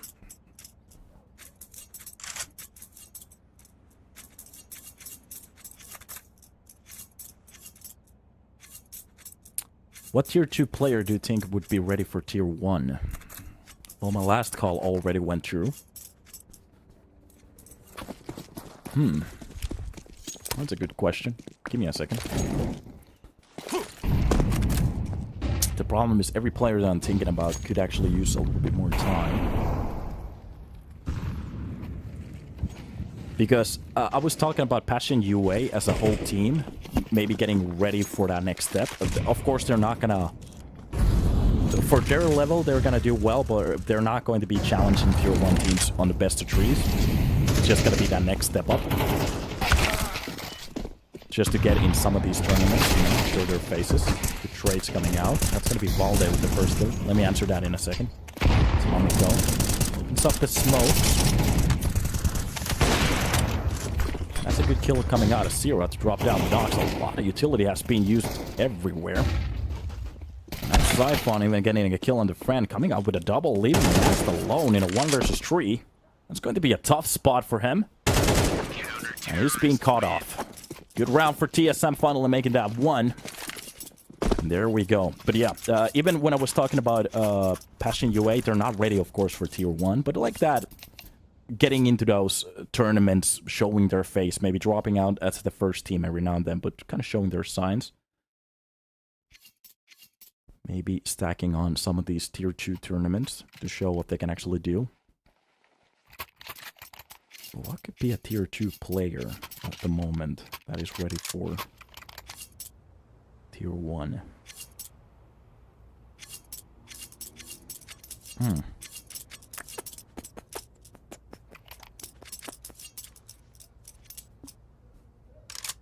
I have to say, I have no idea.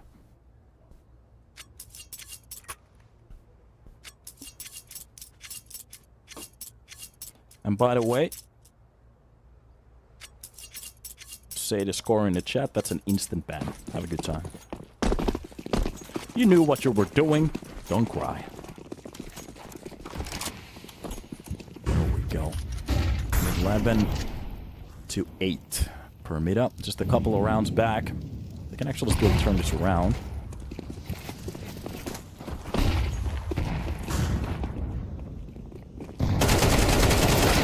Catch from the middle doesn't really work out for a kill. That's going to be Nico with a kill on the mask. Tomiko, quick trade, but Zera's to keeping this alive with a double. This is starting to work out a little bit better for the side of TSM. And here we go. Friend left as the sole player, wondering where the whole team is. And of course, this was a little bit of a cheaper round, but the problem is it gives TSM the chance to get on that match point. Oh, this is a tough spot to be at. Couple of taps coming in from Friend.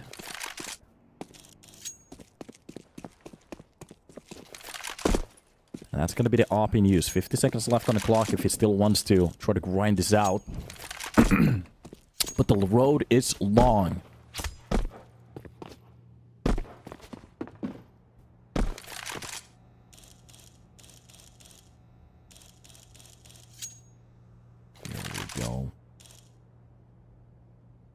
Friend is just going to be holding on to this up, it seems like. Not really thinking about the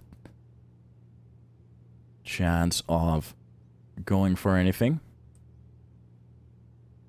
Okay, here's an answer. I finally came out with one from one of the worst teams that I hate, kind of. I don't hate them, but it's just in pajamas. It's just a fucking fiasco at the moment. But Wrinkle could be an interesting idea to see him play a little bit more. Okay. They did brought in Mistem to play in that lineup at the moment as an in-game leader. That's going to be an interesting decision. Dropping down Alex.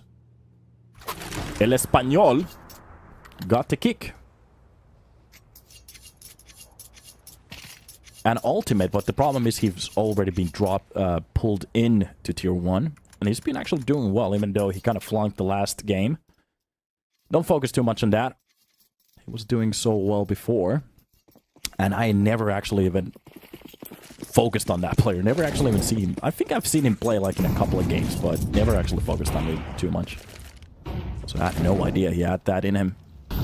Whoever did the scouting with ultimate, good job. Siphon starting off early with a kill on the mast. This is the probable last round if they don't get their stuff together. As we are going to be seeing a waterfall in about a second. Actually, this is just a one-man waterfall.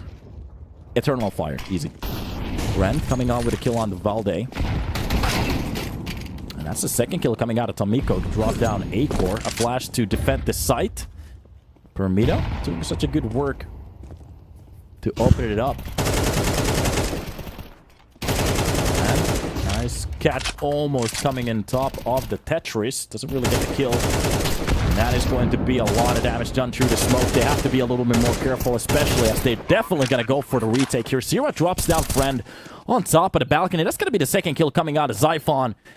And this is just going tits up for the side of Permitta. Such a good job done to get on top of the side. But the problem is they barely can hold on to it. Xiphon reached that angle like a champ. And it's going to be Zero from the back lines to drop it down. TSM, they pull it to 13-8. And that is going to be the victory for them. Even a smoke to celebrate. And we are done. I actually saw somebody burn that spot and drove smoke to make a beautiful background of it. But yeah, TSM, congratulations. It was a little bit sloppy there at the end. Ancient could have been yours and it could have been a 2-0, but it doesn't matter. As long as you post that first victory on the board, it's enough for you.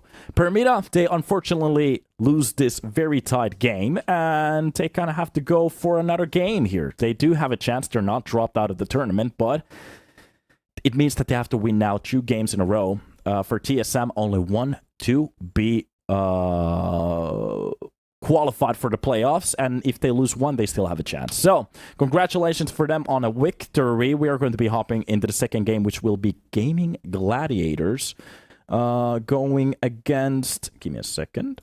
I always forget the second team. It was kONO. Yeah, didn't actually even have to see it. So, Gaimin Gladiators going against kONO, which will be a stacked Ukrainian team going against some of the names that you have seen before. It's going to be Nikodas, Roy, Nodios, Kragen, and Queenix, which is an interesting lineup. And we'll take a little break, hop back in when we're ready, and check out what's going to be happening on the second best of 3. See you there.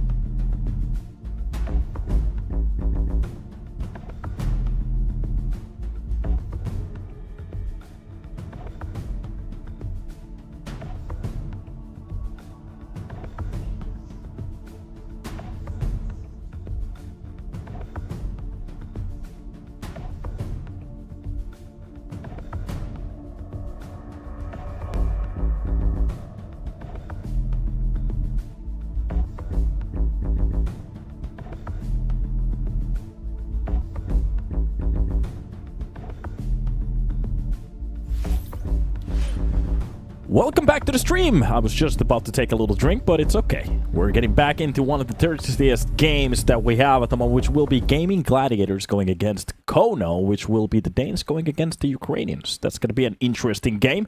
And to check out, we did have a couple of known names. It was Nikodos. We had Roy on that team. It's going to be Nodios, Kragan, and Quinix, the last portion of the ecstatic lineup. And you can actually see them right here with the new games, new shirts and everything.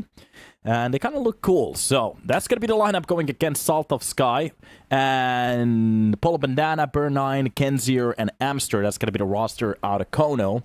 And I was trying to get a little bit more information on what kind of games they have actually had. And looking at some of the matches that they have had, we don't actually have the map picks already, but from Gaimin Gladiators, however you want to pronounce that, they have 0 map victory percent on vertical for maps being played. At the same time, 0 maps being played on Mirage, so it's an instant ban for them. And for the rest of the maps, it's going to be 64 on Inferno, 67 on Nuke, and 50% on Anubis. Ancient is a 55% map too, and a 22 to Dust 2, so it's one of the weakest maps for them on a pool is going to be Vertigo, Mirage, and Dust 2. For Mirage, we really know. They just don't play it. Meanwhile, kONO, they're looking very good on their own picks. And Dust 2 will be the map that they are going to be picking. That's a 62% map for them with 16 maps being played. Like I said, for Gaimin Gladiators, it's going to be a 22 with 9 maps being played. So that's just a couple of wins. And yeah, it's going to be an interesting match up as we are going to be hopping into it.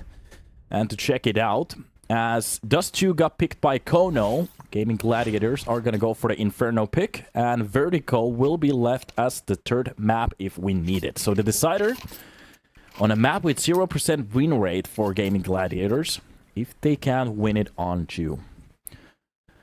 It's going to be a good night with you here. Thank you, Killswitch. Welcome to the stream. Everybody, welcome to the stream. This is going to be the first time I'm actually casting a game out of Gaimin Gladiators. Gaimin Gladiators. GG. Let's just call it that. That's a funny word to say. Meanwhile, a couple of kONO games has been casted under my belt already. Interesting team. You ever watch kONO? Yes, I've actually casted a couple of games for them, so we're expecting a good game out of Salt of Sky.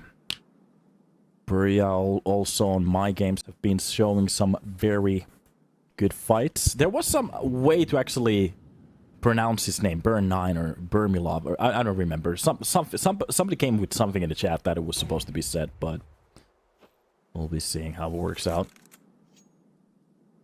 This is where we are going to be hopping into. So, Kragan, first one in line to try to catch that kill. It's going to be Pol Bandana. One tap to the face. Nikodos had a little bit of a chance there. White doesn't catch the kill.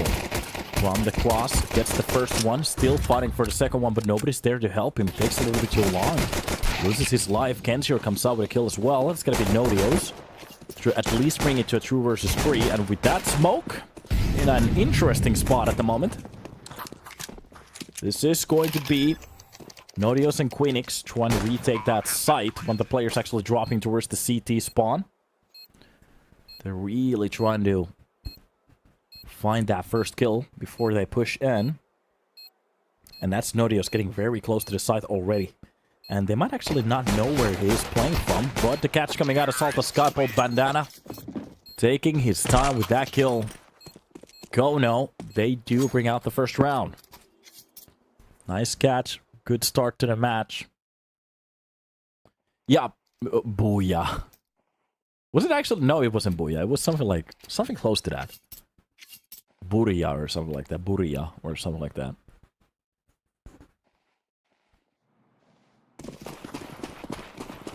A good round out of kONO. I hate Dust 2. Anyone else?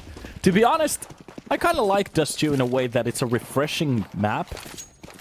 Brings a little bit of that old CS back, but it doesn't quite save the map full for me. I don't love the map at the same time, so... And by refreshing, I mean we're not getting the same ancient again and again and again. God damn it, that was making me crazy. Oh, do you want to play between Ancient, Mirage, or Anubis? Or, sorry, not Anubis. Vertigo, I think it was. One of the most played maps in 2023. That was making me crazy. This is a very clear round for kONO. Want to play Ancient for the 47th time in a row? Almost felt like some of these best of threes were just Ancient. First map Ancient, second map Ancient, Decider Ancient. What a shit map. Yeah.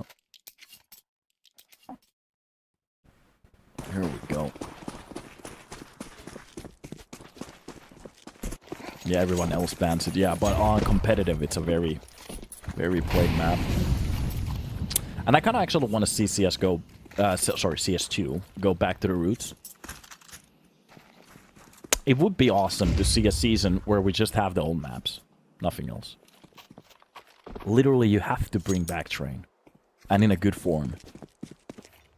Not in a butchered CS2 style way.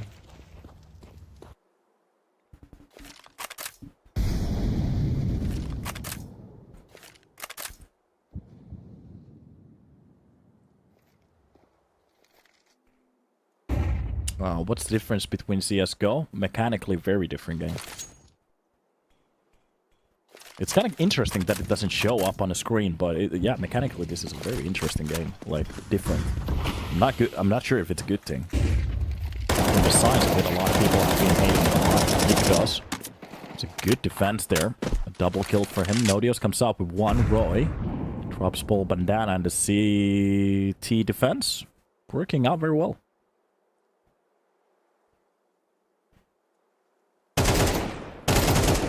Nice catch on the to Nicolas. Genscher actually pulls out one player.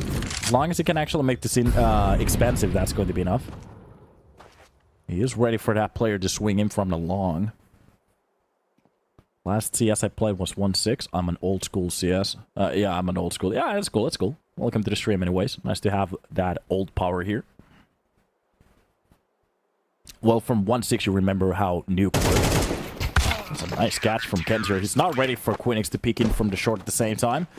So, it works out for Gaimin Gladiators, but it gets very expensive. Do you play CS2? I haven't played it for a while. Every now and then, I take a little bit of a longer break. This time, the break has lasted for 4 months, I think. So, yeah.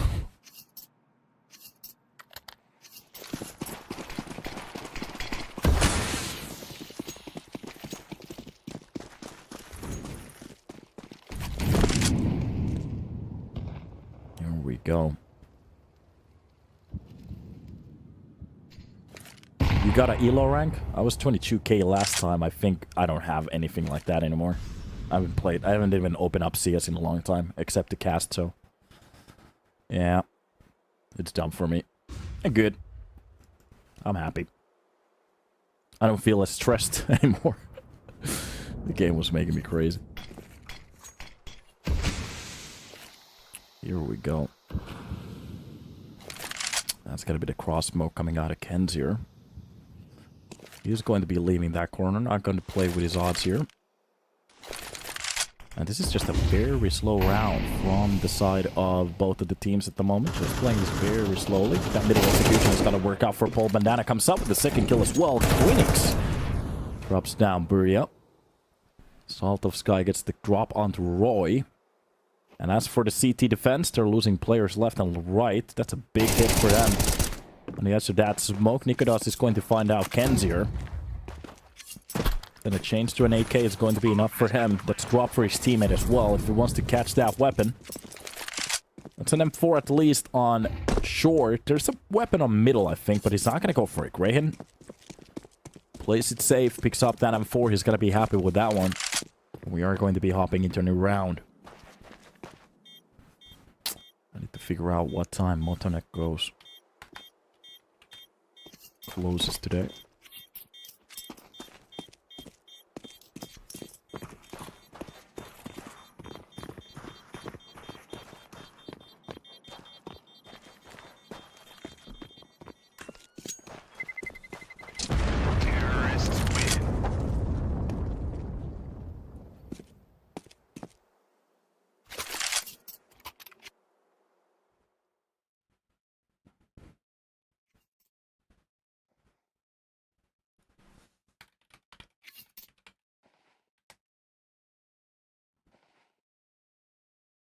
19 o'clock. Okay, we good. Oh god. What an interesting start here. kONO. This is their map pick. You have to keep remember that.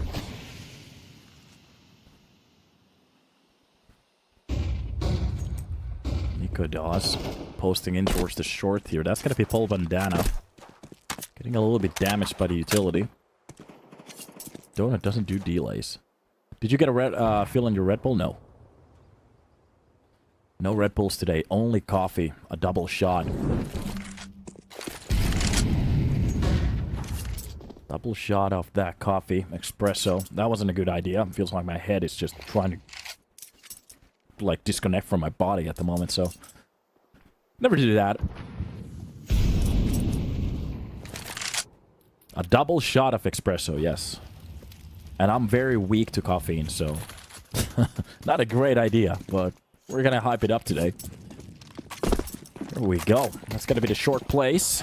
Gaimin Gladiators trying to stack it to maybe get any of that contact, but this has been a very slow round from kONO. Avoiding most of the craziness of this round, and it's a good way to play it. Finally, they're getting that call out coming in from long. That smoke is going to tell them exactly what's about to happen. And kONO on top of the side. That molly lands behind him. But for some reason, he's going to be spinning around like a Beyblade at this point. But Grayhan actually comes out with a kill here. So it's a 1-to-1 trade. But Bandana comes out with the kill. Roy only gets one with the USB. From the back angle, no more bullets. That could have been a nice 1-to-1 fend off, but it doesn't work out. AK being picked up by Amster. kONO getting a little bit woke, kind of scared here, but they're fine. Donut still cooking up commentary. We're never been so back. Okay. If that's back for you, I'm happy for you, I guess. Let's actually see if Gaimin Gladiators can get back to the game after this buy. It's going to be kONO opting into that op. First set of that burn has been used. It's a double spray coming in from long. It's actually not Grayhan. Barely staying alive in that spot. Fully blind. Can't see anything, but his teammate is going to help out with that kill. Grayhan didn't actually lose any HP. That was going to be an awkward fight if he didn't have that teammate over there. kONO misses the shot towards the lower dark. That's going to be Salt of Sky with a quick catch. Kill on to kONO. And kONO. Oh, they're enjoying this round at the moment. Even a man down. This could be a beautiful execution to the side. Nobody's actually holding it. And they're so focused on what's happening towards middle.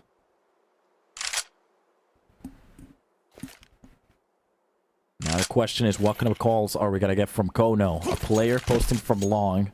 A short plan could be the way to go. With most of the players posting towards middle. CT spawn and long. You can fend it off from the short position easily. Especially if you have a player from Gandalf. That's going to be the full execution. Roy, the only thing he has to do is just catch one. He is going to be standing away from that spot. The only thing he has to do now is just use utility for his teammates. The more he has, the better. Bomb will be going down. A quick catch coming in from Nodios to drop down Amster. A quick trade from Buria. And the same goes for Grayhan and Salt of Sky, but from the close angle. Worst possible timing for Salt of Sky to actually turn around. And the double push works out to one. That is going to be GG with a round on the board again. It took a while, but finally, he got another one. Another one. With the best music! Another one. I would be happy if I got paid millions to say that too. With a Finnish accent too. Another one. Another one. Vita best music. 20 million bucks per month. DJ Donut. Please, guys, make that happen. The coffee is taking effect, yeah. I feel my blood boiling at the moment. Technical pause. Seems like somebody jogged the whole screen through the wall. Not having a good time inside the game.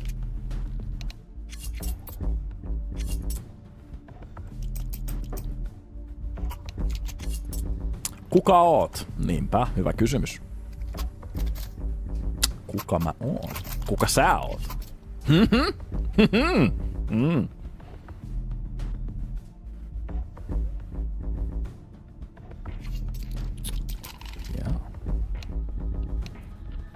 Yeah, boys, I told you, I'm very weak to coffee. I'm not even entirely sure why do I take it. I don't really need it. It just messes me up every time. At the moment, I feel like I could actually see noises.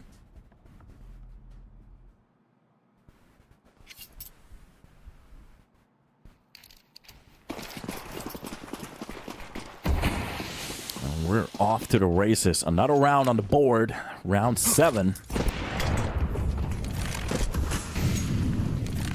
We're getting back into this round. Salto Sky starts us off with a very good kill onto Nikodos.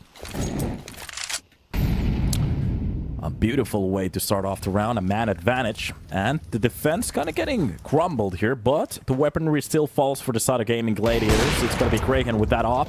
Doesn't really hit the headshot there, but USP coming into play. Gets that one fadeaway kill before he goes down. That's going to be Salto Sky with a quick trade.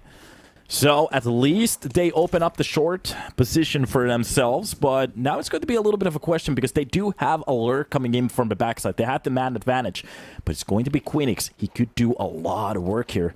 Salt will be using that high flash, that quick push coming out. He only needs that one kill. Roy, already with the work done. A worrying nade. And that is going to be kONO pushing in from long. Even if that bomb gets down, the question is, are kONO going to read this one? Car play. kONO has a little bit of a puzzle in front of his eyes. A player on top of the side. One from Car. That's going to work out for Paul Bandana. Our cameraman is drunk at the moment, but it doesn't matter. Just focus on the kill feed. Amster will be playing it deeply from short. If Roy actually gets that kill behind that car, that could be amazing. A sloppy spray coming on top of Gandalf. That's going to be Salt of Sky to find that one kill on the kONO. And Roy, with 9 points of healthy points, and a couple of bullets following him home, I think that's done. Turbo Leifern, do you feel good now? Terrorists win. You only wrote that like 74 times, so do you feel better?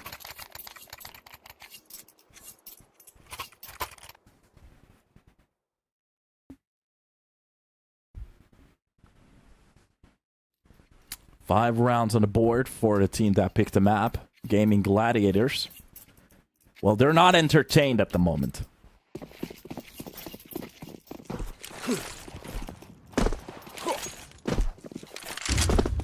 Oh, you don't observe the game you just cast? Yeah, of course. No. That would be, yeah, you have your own, what is it called? Observers. It really would work out if the caster observed the game. This is just going to be a quick round. USB is absolutely getting wrecked.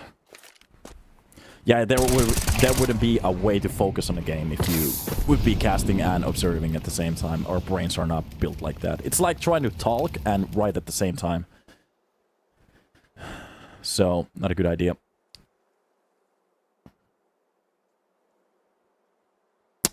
Very good round. A little bit of a law of a spray in for this, if you want to call it that. But kONO, they do pull out their 6th round. So, you wouldn't be waiting for anything else. Aim up. Yes, boys. More up. More up goes the aim.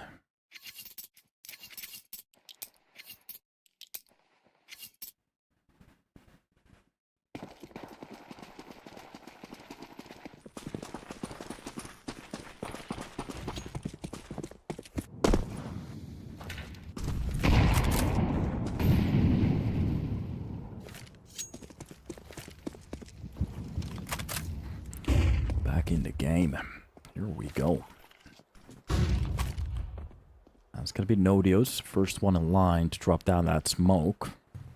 Gaimin Gladiators had a bit of a tough time at the start. Of course, the CT side is a little bit of a questionable hold here on the Dust 2. I think, if I remember correctly, Dust 2 had more CT side rounds, but it depends on the team. Some teams are just better on the T side on this map. So... Oh, Yota leaves Imperial. Okay, we're getting some news at the moment. There is a dual hold setup coming in. Towards the middle. Let's check that out. Oh, sorry, boys. We want to check that quickly. Maps, if I remember correctly, Dust 2 was, 49 to 51, so it's very 50-50. Very 50-50 map. It was Ancient that was a little bit more CT-sided, but most of these maps are very close. Literally just a couple of points here and there. Who the F word cares? So, here we go. This will be a drop coming out of Roy, making a little bit noise. There is a player lurking from short. He can actually drop down if they lose the B side. This is going to be horrible if they don't get the kills. That's a bomb. Drop for one of the players. Another catch coming up for Nodios. Goes for the third one. This is such an individual game at the moment. Nodios giving us a return for the money, and just look at the time. It's done for kONO. Nodios 1 versus 3 in the whole site to give Gaming Gladiators a round. And it works out for 1.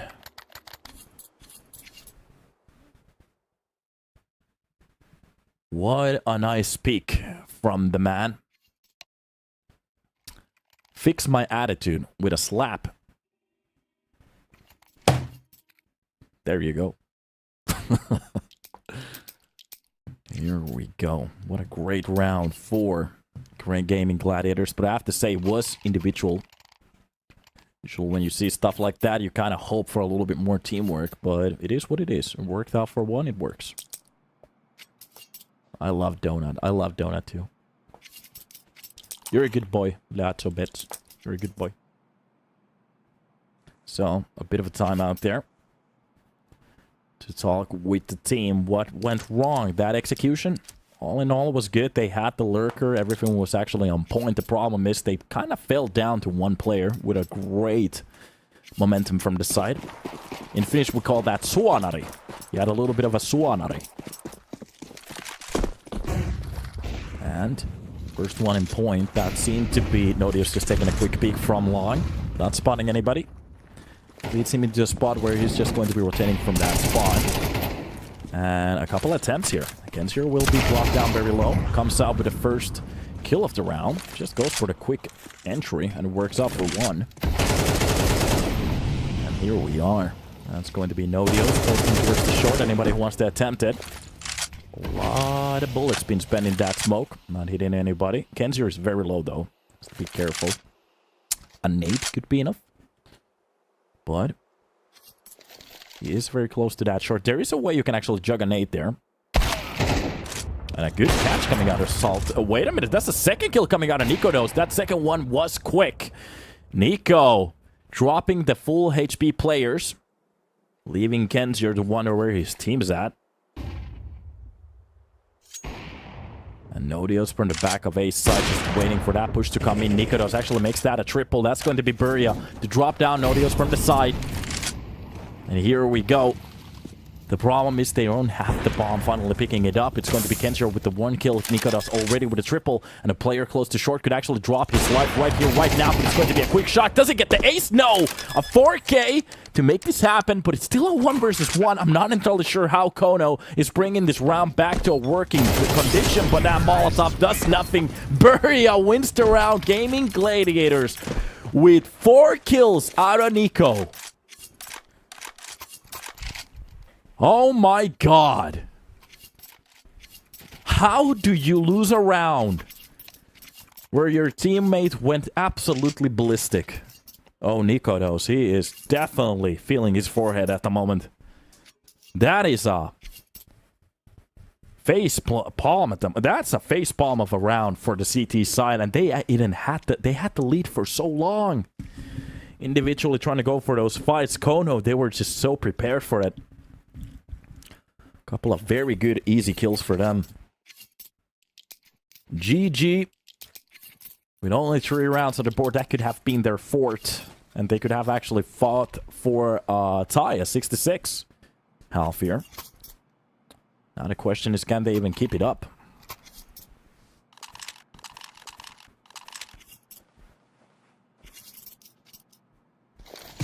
Why I bet this team? GG my money. Yeah, that's a good question.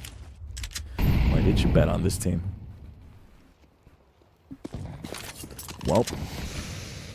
Some utility will be used towards the double doors.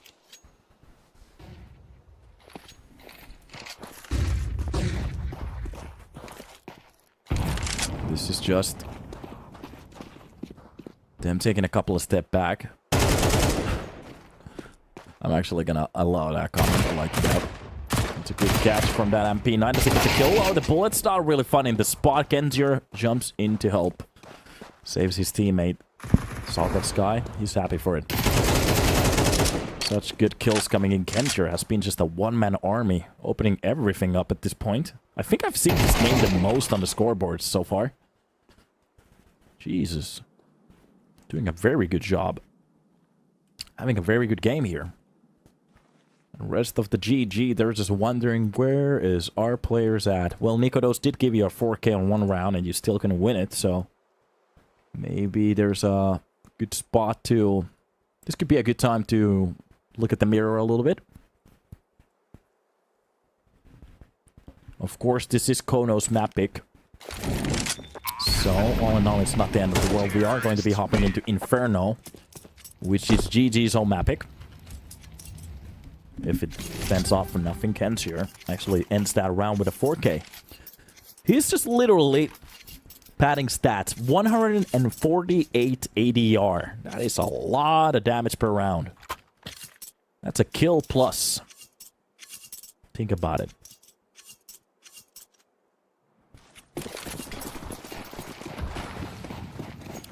Off to the next one. And I'm not entirely even sure what to say. Even if they win the last round, the problem is it's been looking so hectic.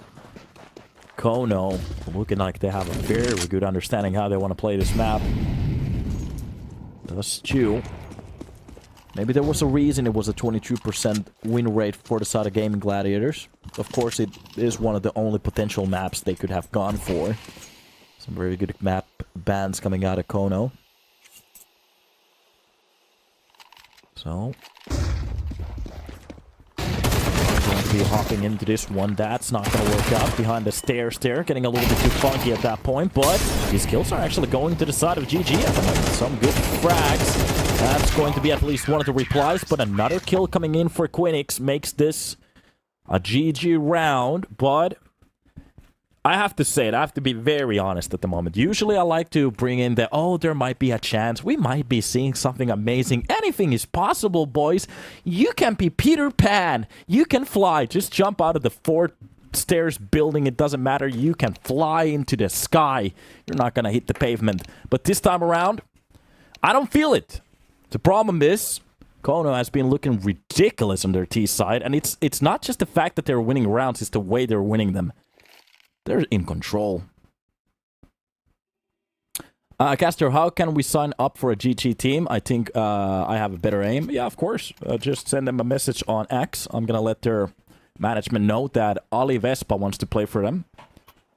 And they're going to play... I think they pay like 10K a month for their team. So you're going to get that good sign up as a known talent, Ali Vespa. You might actually even get that 12K contract. So hopefully you have a good time.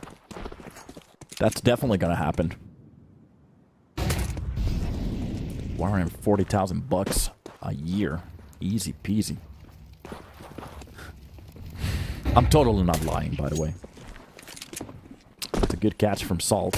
Very accurate first bullet. Goes for the second one. He's trying to make this a masterpiece at the moment, but not hitting that second shot gives them a little bit of a chance to get closer towards the side. This is just going to be the stack working out, but Nodios withdraw it. They do raise one of the players and drop down Paul Bandana. It's going to be Kenzier to get one in between. Reagan with the long control. Man up, but look at the damage. kONO, they don't have that much health to play around with. Have to be a little bit careful now. Meanwhile, the rest of the squad just having a time of their life, I guess, with the plant. And Reagan is ready for the player to push in. From long, and that's going to be Salt very low on HP. A bullet to the side of the head, and it's done. And that is going to be a 3-man retake. The time is starting to burn out. They lost the kits already. That's going to be the second catch. Nodios comes up with a beautiful shot onto Amster after that trade. And this is GG. Posting their first round on a pistol round. Now the question is, can they keep it up? Thank you. Can you cast like you're a fan of GG for one round? I'm gonna ask the chat, do you guys want to hear that?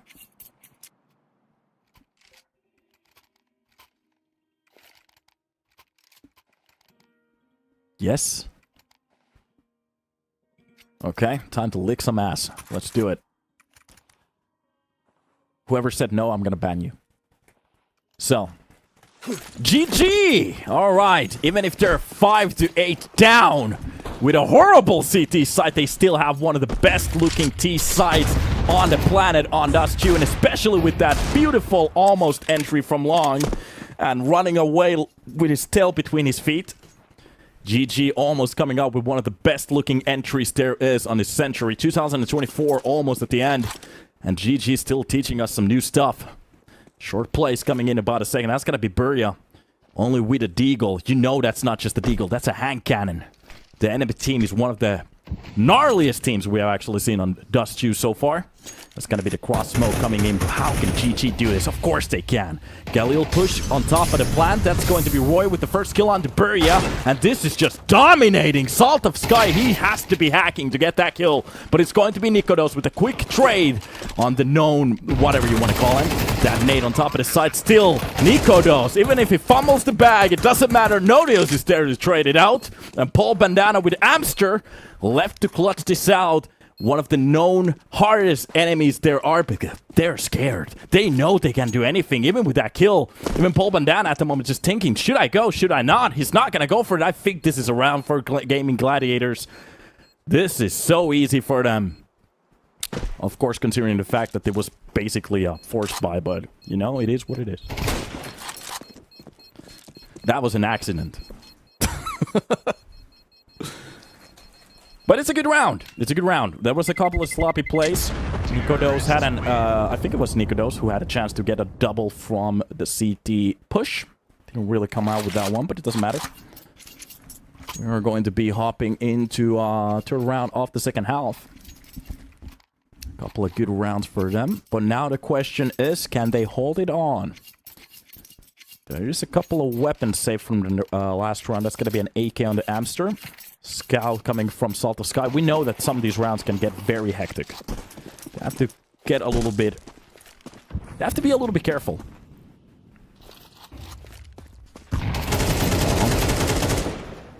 Catch out middle. Nikodos getting that first kill on the Amster. Quick replies coming in from Buria with a double, but that's going to be Roy at least to get the trade. Getting a little bit close there to dropping Kragan. Left with just one tappable bullet from that deagle, but the deagle drops. It's going to be a 517 from the double doors if they're not careful. At least the trade coming out from Salt of Sky, but this is exactly what we're talking about. At least Quinix from the Lord of Dark is going to be dropping this, and now this is where the game gets interesting. This is going to be a buy from kONO. A 7-8. And none of these rounds really mean anything. If this is just going to be a bash out of kONO, but Gaming Gladiators, they're going to go for the tactical pause. Actually doing a very good job here to bring it closer to that tie. A round away on their enemy's map pick. After a kind of questionable CT side. At least the T side starts off with a bang. There were a lot of people talking in the chat before. What do you feel at the moment? Actually, let's ask a little bit of a temperature check. Can Gaming Gladiators actually bring this to a victory? Or is this going to be a map win out of kONO, especially now that they're going to buy up? We see the op, the 4 M4 stack, even a kit on Buria. Somebody say that they smell overtime. Okay. I can't smell anything at the moment. My nose is blocked. Smell that overtime. Think it's GG. Pull it out. Don't pull it out yet. It feels good.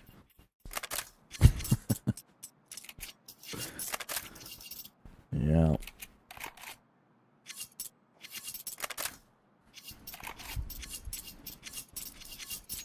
Let's go.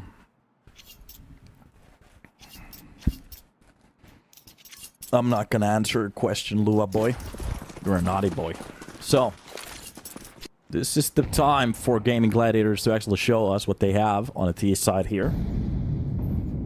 Nikodas is going to be playing that passive angle, or aggressive angle, but holding down the lines. Anybody who wants to go for the middle push, at that point it's passive. That's gonna be Roy to challenge the double doors, already with a lot of map control here. kONO, they're giving some very interesting spots here for Gaimin Gladiators without them even fighting for it. A lot of players posted towards the A side, but they've been cut off. If this is just going to be a B-side execution now with a simple smoke towards the CT, this could be Gaimin Gladiators fighting for a round here. And even a player getting closer from short. Lurker spots activated. The bomb still not actually finding a way to go. That's got to be the cross smoke as a fake. Not enough T's to even actually attempt that one. So south of Sky on the corner has to be a little bit careful, especially with a player trying to attempt this one. That's got to be Nodios. Making a little bit noise, 50 seconds left on the clock, and this is definitely them starting to push in from middle. Nikodas has the CT angle. I'm not entirely sure where he's posted in, but Salt of Sky drops as the first player. Buria comes up with the trade. Roy gets the second trade. That's gonna be the smoke to get a little bit closer, but this is going to be an A play. Look at the smoke he plays so well behind the box at the moment. Nobody's even challenging it. Roy has the ultimate position to win this one. Drops down Amster from the CT line. That's going to be Pulpandana. He has to go nuclear, and it's not going to happen. Queenix finds the last player. And this is exactly what I was talking about. As long as they can actually keep up these T-side rounds, everything's on the table.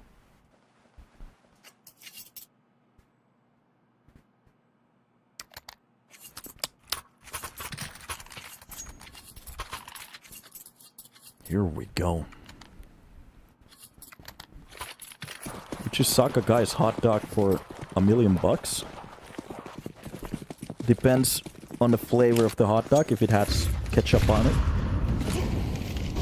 What kind of hot dogs are we talking about? Them big glizzy ones? I actually saw a dude just swallowing hot dogs and he barfed like 3 of them out, so that was a surprising moment. Thank you, Twitter. Didn't need to see that. Wait a minute, what you guys talking about? What did I say? We have some naughty boys in the chat. Meanwhile, from short, we're going to have first stab. That's going to be Buria and Pulpandana. Challenging for that 1 AK Roy. We'll be playing this passively.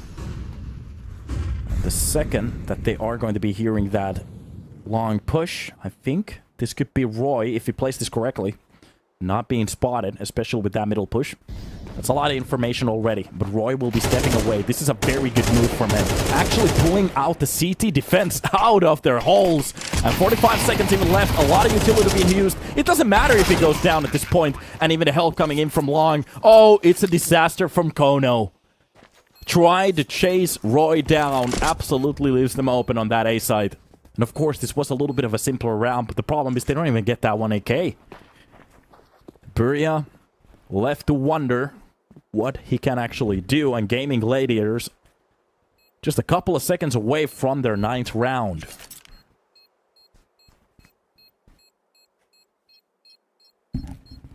What a round. No Diddy. Exactly.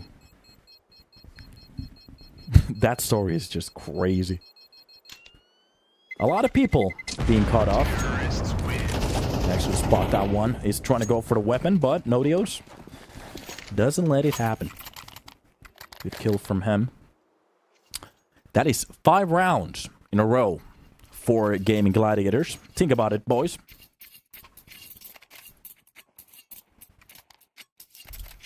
Five rounds in a row. We are getting the full second buy finally from kONO. And we did talk about the fact that if they lose that round, it's going to be a very good chance for Gaimin Gladiator to actually step back into the game. Now it's not about stepping back into the game. Now it's about giving them the keys for Dust 2 on their own map pick. And Gaimin Gladiators, they haven't lost a round yet. And to be honest, this is a lot of pressure on the side of kONO. Even if they lose this round, they have the loss bonus. It's still not going to be a beautiful buy. kONO left it between a rock and a hard place. And I'm not sure about the hard place. This is a couple of the players stacking up on top of that smoke to try to open up that B-side play. I think that was one of the players hearing the drop. Very possible. Seems like they have some kind of other idea here. Double stack again. And a push coming out. The Molotov core. The platform, a double flash, and this is going to be the full execution. Nodios comes out with the trade, at least. Kensier goes down, but it's going to be Amster to try to hold on to that side, but they do bring it to their advantage at the moment. There's a push coming in through the smoke. It doesn't work out for one. The bomb planter gets dropped out. Beria with one of the best plays, and the quick scope doesn't work out from Nikodos. He misses the shot. Roy is still alive, and that's gonna be the kill coming out of Nikodos. I'm not entirely sure how, but he makes it happen. Roy finds out the last player. That's going to be 10 on the board for Gaimin Gladiators. kONO getting absolutely embarrassed on that round. Nikodos. Boy, oh boy, did we see a flick. Ooh, I like that one. That was a good fight for the site. And this is exactly what I was talking about. Look at the money.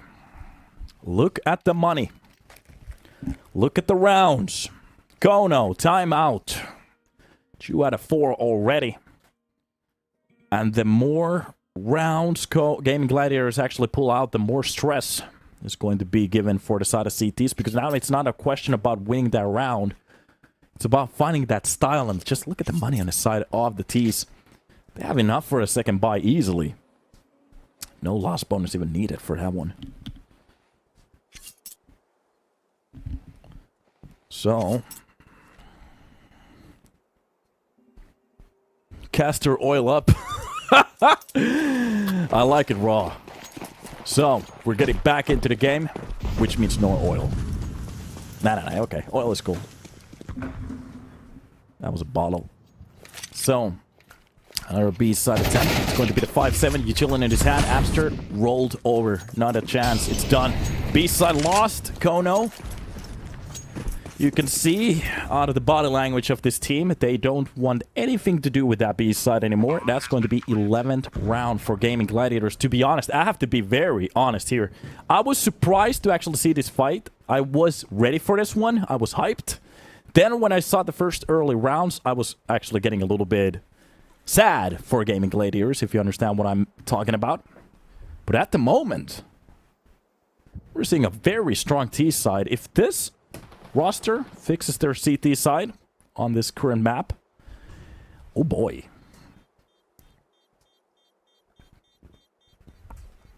So many Danish teams at the moment. I'm so happy. Terrorists win.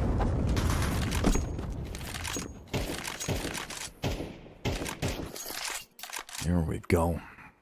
Couple of rounds away from victory, stealing a map out of kONO. Their own pick, Inferno after this one.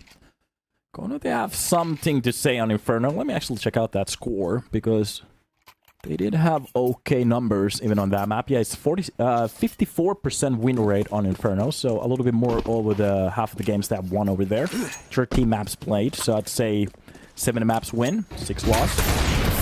Not that bad. Quick molly at the start, but it's going to be the AK to try to go for the entry. Beria still wins that fight. A lot of damage done for both of the CT defenders. Quick shot out of Salt of Sky actually misses with that off, but it's going to be a quick trade coming in from Nikodos to drop down Amster. So 1-1 with a lot of damage be done. Roy is just going to go for the hunt. Salt of Sky has no idea what's happening. Fully blind, fully wrecked, but no, he actually turns around with a kill. Roy goes down. Not entirely sure what that little pause was, because we're not even close to the end of the game. Nikodos. Hopefully their servers are now lagging at the moment. It's a good way to pull it back to a 1 versus 1. Kensier. Oh, that Max 10 has been already shown up. That's a good nade, though. So, double spray. Nodios with Quinix's help. They open up that B side. And now the question is, does kONO want to go for it? Do they want to save these weapons for the next round? Beria is ready for the swing from the back lines. Quinix is just a little bit more aware. Nikodos drops, loses one of his teammates. It's gonna be... The coffee's trying to come out at the moment. 6 HP left. Nodios loses his life on the window, and Paul Bandana. The problem is this is almost impossible. I'm not sure if he actually spotted that flash, but from the crack of those doors, it's gonna be Nikodos to hit the shot, and it's done. I think I just got a voice crack. So, CT side absolutely wrecked. Not winning a single round here so far. That is 8 rounds in a motherfucking row. Like Death Road. Yeah, Snoop Dogg.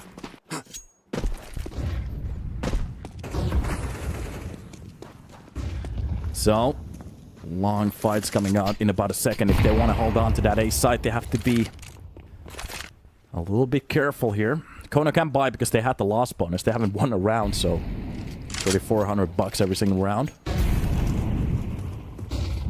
This is it. Can they hold it down? Now's the time.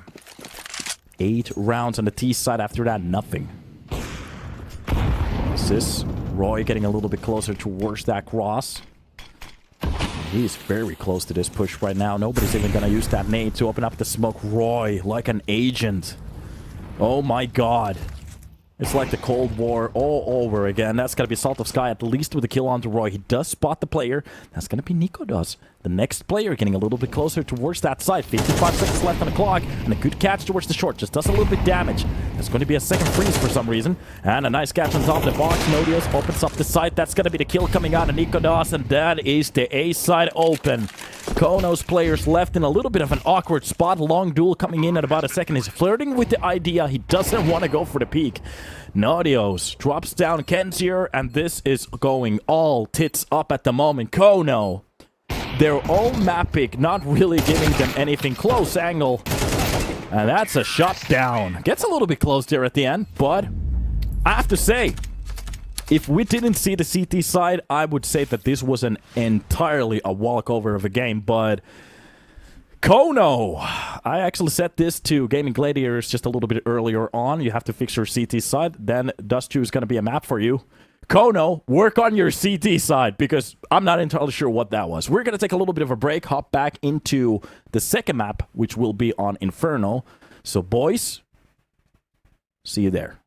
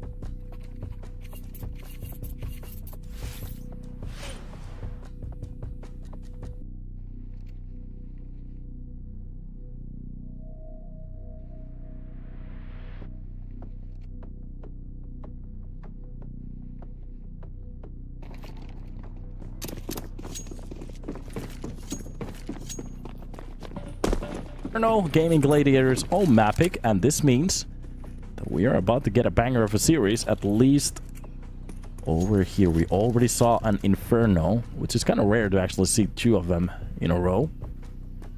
TSM winning their respectable game today, coming very close against Permitta. Meanwhile, kONO losing their own map pick. Now the question is, are we going to see a map trade? Amster is going to be the first one in line with those duelists to try to hold it down. Can't really do much with that spot. First up, misses Kenzier. Lets the team pass.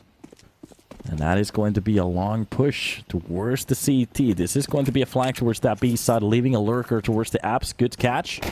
That's going to be nikodos with a kill. Good start for them. Nodios comes out with one onto Exalt of Skyboard from the back of that corner. It's going to be a triple kill for Kenzier to bring it back to a doable number. A mad advantage. Now the question is, can he handle this one? That's a good entry. An attempt to pull it back. The problem is they can't really flop it now. And with that bomb down, a 2 versus 3 is actually very doable, especially from the spots that they have. They really have to challenge for those spots. It's going to be another grace onto nikodos. Turning around for the team help, but it's going to be nikodos trying to fight on the side. Gets powered up. It's nothing. Nothing he can do. Kenzier definitely brought this game, this round, back into a doable spot for kONO.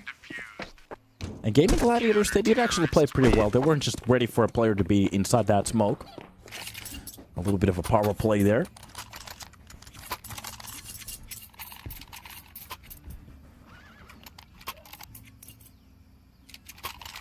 Amster with the last 2 kills pushing on to the site. Not a bad round at all.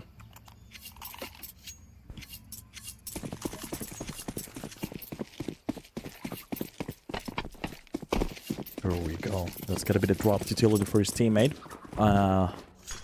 By coming out of Gaming Gladiators, especially with that bomb down. They're not going to flirt with the idea of saving. The more, the better. Alright. Pushing one of the holders from long. Now they know they have a buy. Of course, they might have had the little question about it, but it's been confirmed. Do you want to solve a maze? I love exploring mazes. Yay! Thank you for giving me the opportunity. Back into the game. So, here we are in a little bit of a standoff. Gaming Gladiators playing a very slow game here. They're not gonna spend that much time off the clock. Gonna go for any plays at the start. This is just going to be Gaming Gladiators. Funnel stacking a little bit closer towards those APs. Nobody's on the kONO side actually holding it, so this is a very passive hold at the moment. The more time they burn off the clock, the less they have to jump onto the site. But I think the call has been given, so they understand there aren't that many players close by. This is going to be the full swing. It doesn't work out for anything. Pulp and down with Salt the Sky. They hold it down.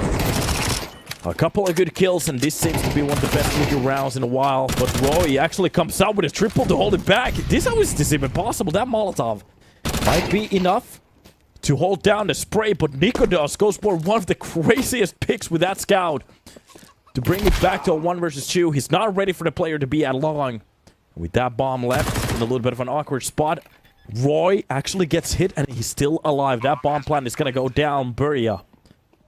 He doesn't have utility to go for the fight. Roy only needs a shot to make this a quad kill. And an absolute clutch.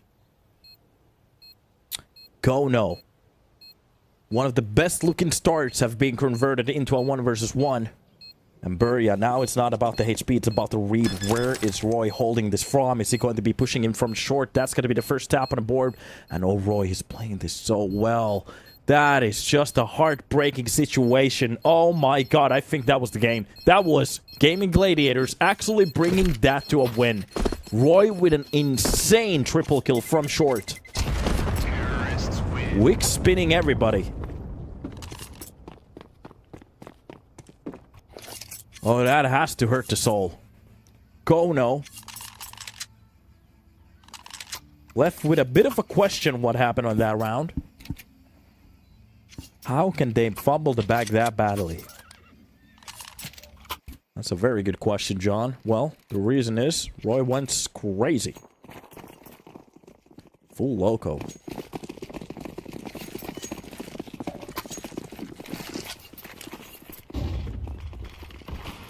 And off we go.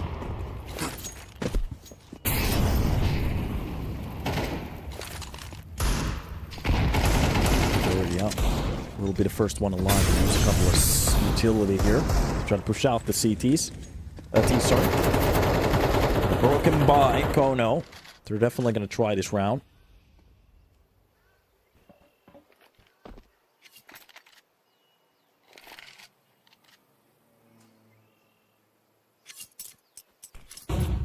And kONO will be stepping away from Banana. Not trying to fend off that hold anymore. Just taking this a step back.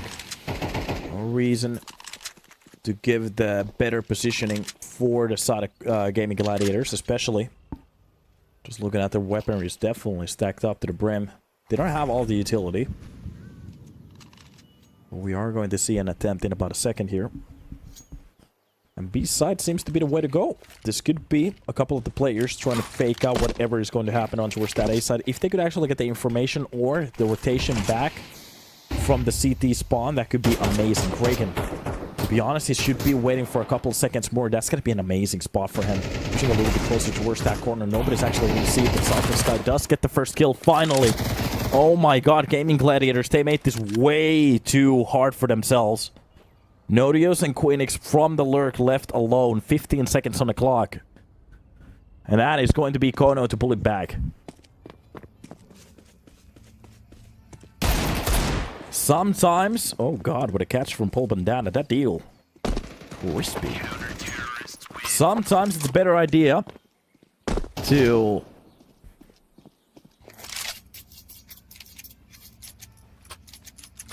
symbolize the push, but this time around they went for a bit of a weird execution there. I do understand the idea was to wait for that backstab, but they were pushing onto a site that they had no information about, especially with some of the players very close to that smoke. Dropped at the start. Usually at that point you just want to play as a team. And especially with the spot that they got from A side, they could have gone for the wraparound for that A play. Of course, hindsight is 2020. It's easy for us to call. Different call-outs from here.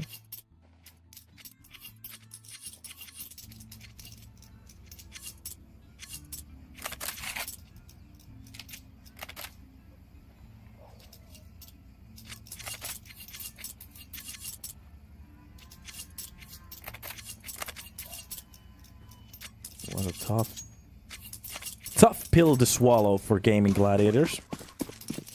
Especially after that ridiculous Roy play. And it kind of hits the soul when you think about the fact that this is your own map pick. You don't really want to show weakness like that. Your own pick.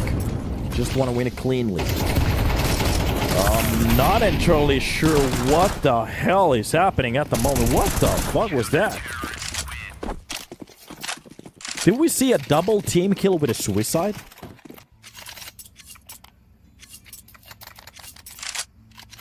That is not gonna be good for their money. What the hell was that?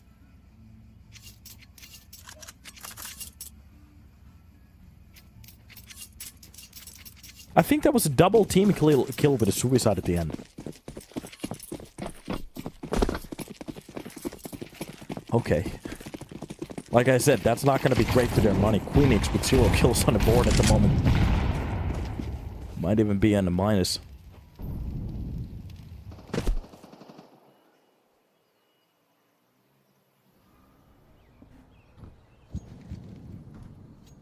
That was a very unfortunate round for the side of Gaming Gladiators. The script didn't mention that. But off we go. Ken's here already throughout the second mid here. Any of the players could find the skill if they're not careful enough. That's going to be Ken's here with the shot on the first one. Kind of gets challenged here. Glocks. They do get that first kill. Yeah, I think that was a round where we could have used air camera. You know, the top camera view.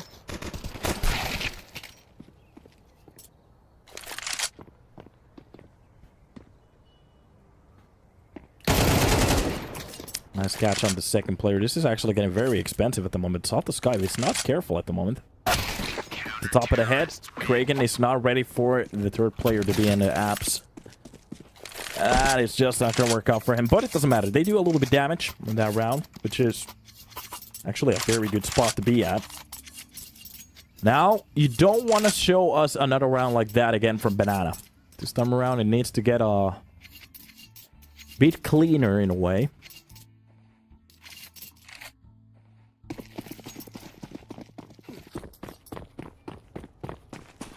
And here we are.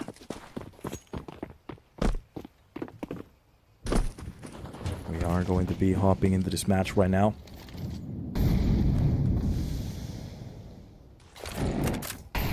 Good molly at the start from Paul. Burning down those stairs. But if he wants to get to that quick swing, he needs to commit on top of the burning area there. I'm not... Nicholas didn't show himself. That's going to be area with a lot of noise being stepped up. He still wins that fight against Nikodas. Okay, he's still ready. Born ready. What a warrior at the moment. Nice catch from him. That's going to be Kenjir behind the second box. A Molotov towards the new box there. Who shot one of the players. Nice catch from Queenix and Gragan. And a couple of man advantage. Just going to work out for them well, but it's going to be Kenjir with the first kill. Ready for the second one. Does actually bring it back in a some kind of way, if I want to call it that. But Nikodos, sorry, it was Nodios who got that trade and still even a lurk from middle. And look at that. Queenix will be shutting it down.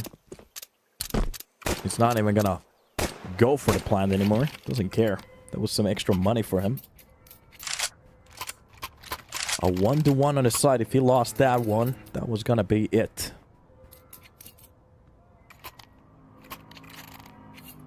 Yeah, Queenix got a kill. Think about it. Take a second. Two of them, to be honest. Okay. A lot of love from the chat today. Thank you, boys. It's been great. Today we've been having a very good... A nice chill chat. I like it. Oh my god. My head feels like it's burning at the moment. I think these games are just stressing me out.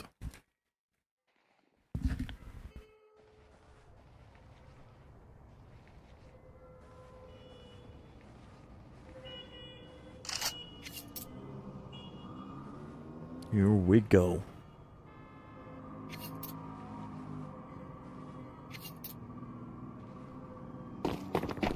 Okay, boys.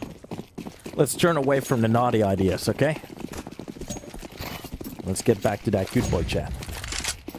Early flash from middle. And that's just gonna be a quick challenge from Gaming Gladiators, even through the smoke. Nikodas finds the first kill. That's gonna be the second one. This is a buy round. B side already been opened up. Nobody's here even trying to defend it. Salt of Sky and Amster just absolutely wrecked at the start. I'm not entirely even sure how Nikodas spotted that first player. Just a beam through the smoke towards the other point of those coils at the start of Banana. And that is kONO just getting absolutely wrecked on their hold. They're still leading by a round. So at the end of the day, it's not the end of the world. There is still a T side to be played, but... Of course, we saw something insane out of dust already. It's possible for it to happen here in Inferno as well. But for that to happen, we really need to see some live signs out of kONO. The problem is, out of those 4 rounds, a couple of the rounds have been clocks, suicide runs, and mistakes coming in from the side of Gaming Gladiators. But on these actual rounds that they're playing, they're looking very good at the moment. Those entries, very one-sided. Not even a question.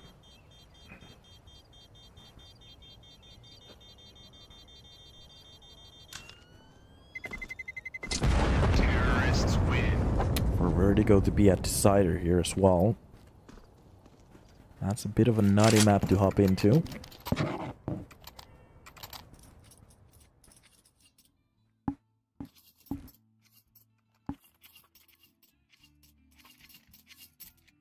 No timeouts out of kONO, especially even if they have a buy, they're not gonna go for it. Might be a good time to have a couple of words What's happening on Banana? Because some of these entries have been very one-sided so far.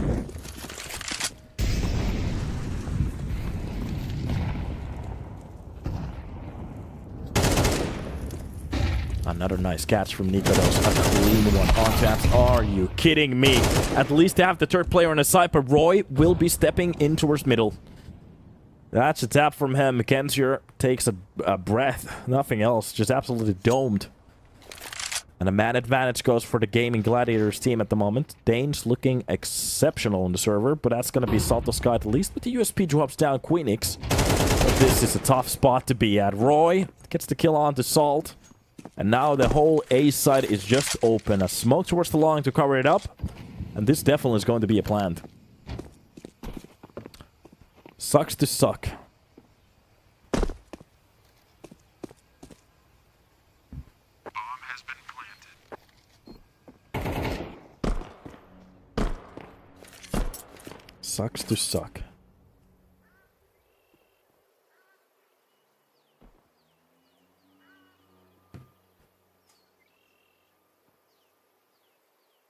A flying dead Salt.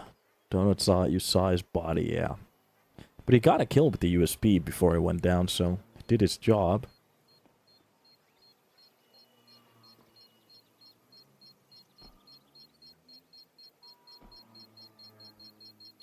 I love when CS2 games are competitive. I have to agree with you. Especially on the first match today. That was actually a good game. A very good game from TSM versus... Give me a second, my brain already... Permitta. Took me a little while to remember the triangle.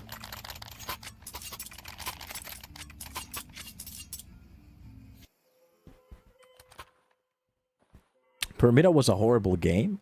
No, but the matchup was good. Permitta did get...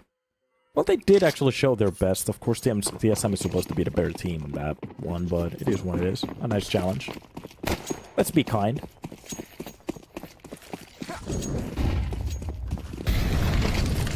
And off we go from second mid.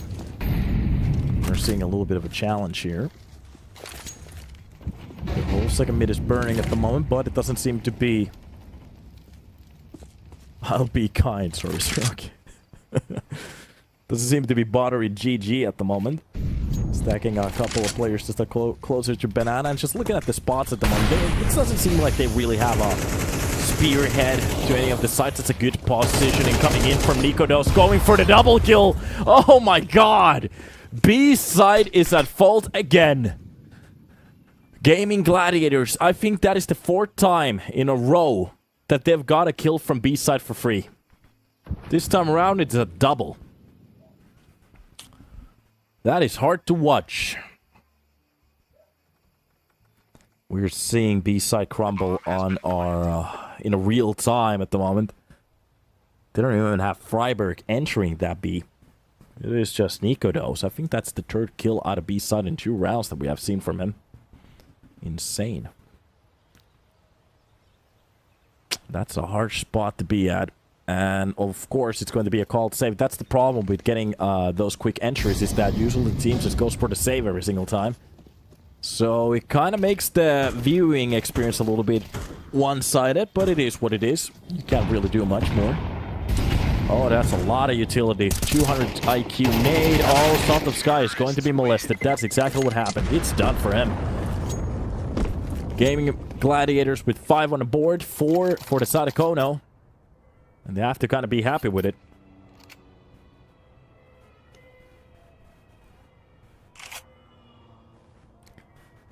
And this is just, not entirely even sure what to say. Even if they have 4 rounds on the board, the problem is the rounds that they have won.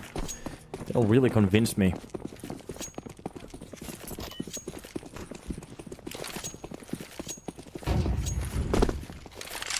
And yeah, for your bet for Salt to get those headshots, this is exactly the type of game you were hoping for. The less he buys that off, the less he's not gonna get those body shots. He has to go for the headshots. And Salt is a good player, so we might actually see a couple of more here. Facts! Sorry for that. I had to do it. It's Dax! Oh, what a joke. So, Balcony hold coming out for couple of the kONO players.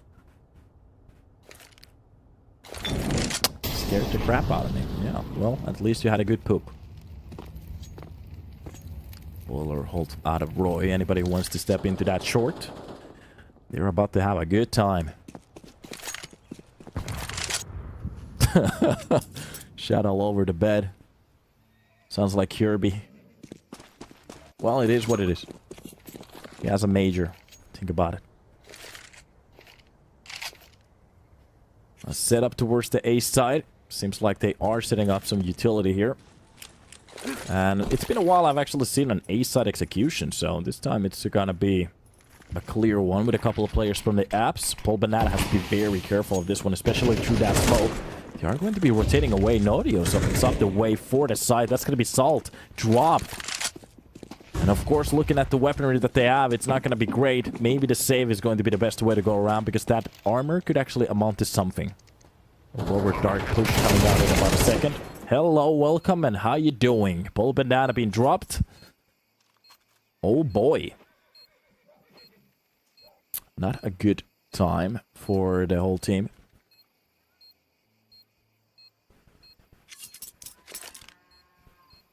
And another save. 3 players. Trying to hold on to their weaponry. That's a nice looking cat. Kitschy. Hey, how you doing? I like cats. I do like pussy. Yeah. Terrorists win. I like pussycats. They're cool. I don't understand anything about cats. What is it called? Like the... What is it called? The race, I guess?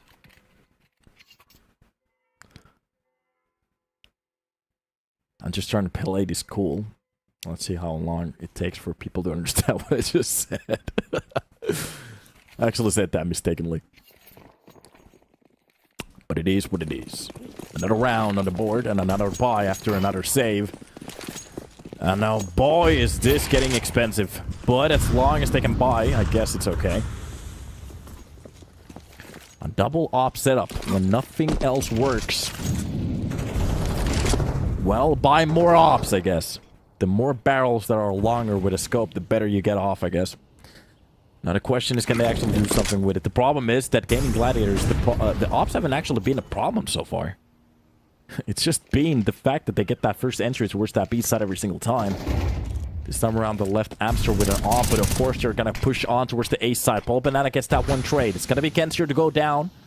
But a replacement is going to be Nico Das. Taking a shot to the... well, not to the heart, to the face.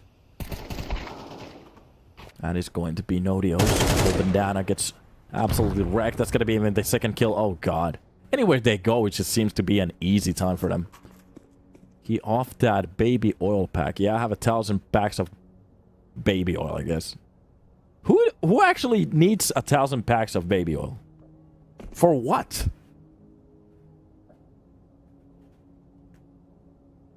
Are you going to drink it? If it works like car engine, well, maybe that works out.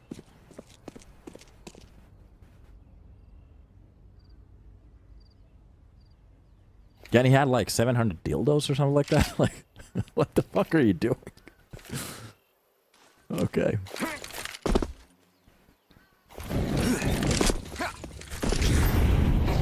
That is one of the craziest stories in 2024, I have to say. Like, the 2000s, I'm happy to see a lot of people getting caught off. It's just... the stories we're hearing is crazy. Okay. Roy catches a birdie on us, getting Amster with a kill, and Kragan. I have a feeling if they save one more time, I'm gonna lose my mind. kONO, this is the last round. Please don't save. Just go for the retakes, for the love of God. Getting a headache. Not a single round being won after they lost that one. So, 6 rounds in a row for the side of TSM. Easily punching on their own map pick. Now kONO If they could win the last round, that could make it a 5-rounder for them. The problem is that they actually have to have one of the best T sides that we've seen. Because if Gaimin Gladiators have a T side like this, I'm just ready for their CT side. That's going to be the nade to open up the smoke. Finally, we're seeing some proactive gameplay coming out of kONO. Trying to go for that pick. Timing was a little bit off, but the idea is good. But that nade is even better. Buria. He gets woken up by that. 300 bucks HE. Genzir from the... Okay. Balcony's angle. Trying to fend off Queenix, but they do win the first fight here. nikodas is going to be the opening force towards that B side again, and there's nobody even on the side. Even our cameraman is a little bit confused at the moment. Like, are they actually on the B side? Yeah. John, they're on the B side already. 55 seconds as the bomb goes down and the timer gets a new fresh 40-second start.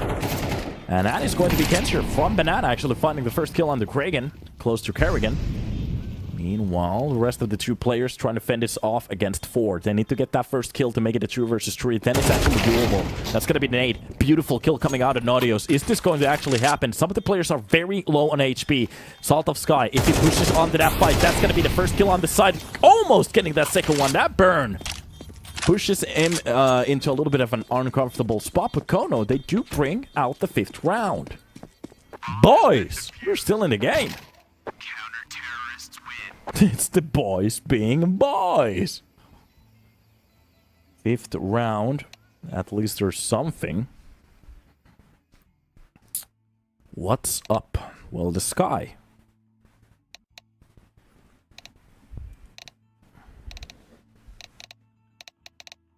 No diggity. I'm about to get it up.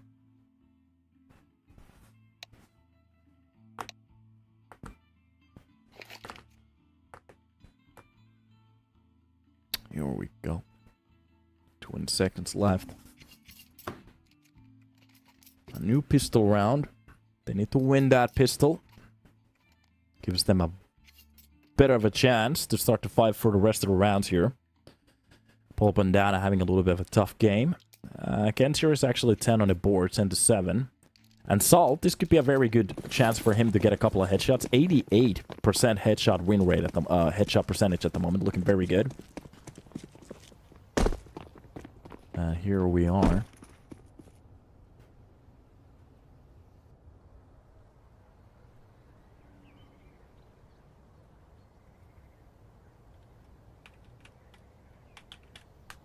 Hopping for more here.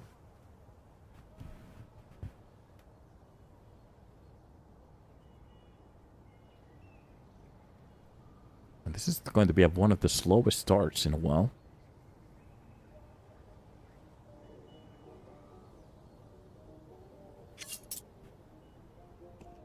Genzir getting on towards Vietnam. A little bit closer. Into the middle. And look at this. Stealthy, but it works. Banana execute happening in about a second. A minute being played off the clock without basically anybody spotting anybody. This has been one of the silent rounds that we have ever actually spotted on this channel. Not entirely sure how everybody has avoided themselves so well, especially with a couple of peaks already. That's going to be a player from short. That's nikodas actually pushing away from the site with a lot of noise. A lurker behind them. Roy does get the first kill on the Salt. Buria gets the quick trade. That's Amster with 1. This is exactly what they're looking for. Salt gets a shot to the face at the start of the round, but it doesn't matter. Paul Bandana and Amster close to closing it out. nikodas left. Well, not alive. He's done. There we are, 7 to 6.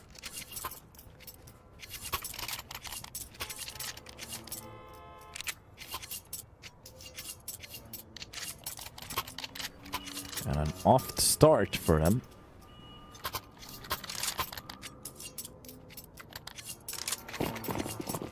They win the pistol. That is 7 rounds to 6 against kONO. Round away from a tie. But it's going to be the actual gun rounds that interest me the most. I have to say, I'm still on a fence of the new round amount. It just doesn't feel like CS. It feels so Valorant-y. Because the great thing is that you have a lot more gun rounds. And a couple of mistakes that you can actually go for. Do you understand how the enemy team plays? This is just going to be a full B-side stack. Nobody's actually holding that A-side at the moment. So, this is going to be a free side for them. And most of these CTs, they want to actually stay clear of those MAC-10s. They could farm a lot of money.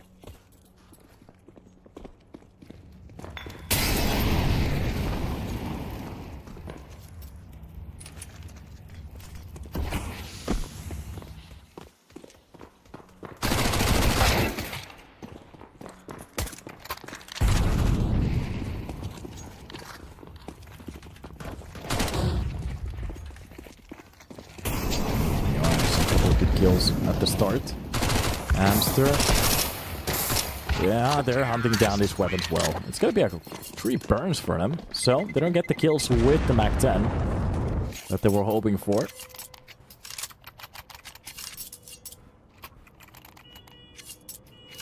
So, a triple burn. Counter-Strike for you.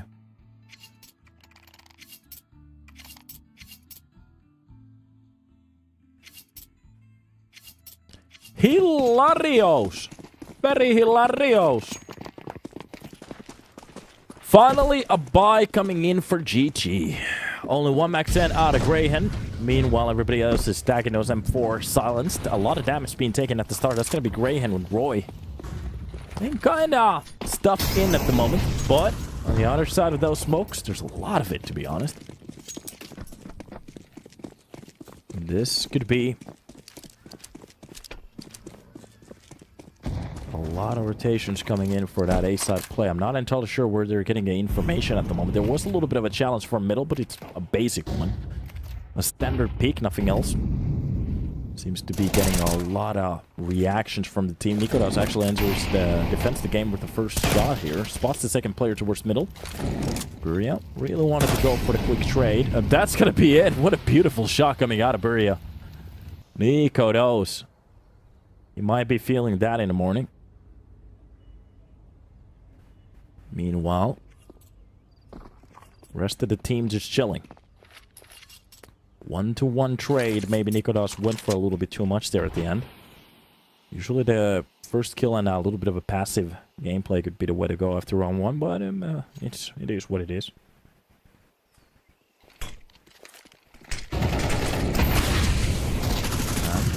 It's gonna be the first step in towards the side. Nobody's actually getting through it. That's just a player on the other side of it, but a nice catch from Nodios. He's going to get that first kill in the second one on top of the box as Roy from the smoke drops 1. And that's Buria. Left in a 1 versus 3 with a couple of players very close towards the ruins. Tries to flirt with the idea of getting that bomb down to catch some kind of a reaction.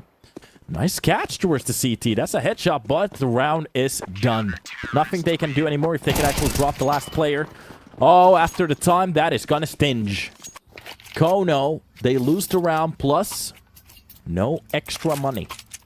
No money for you! No money for you, baby. That hurts.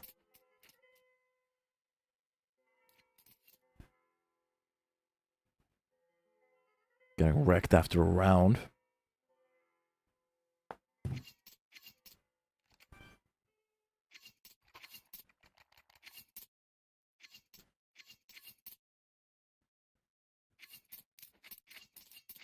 There's enough to be played for, especially with a round like that. A tactical pause will be needed from kONO to figure out what went wrong. They were very close to that round, though. They got even the first trade.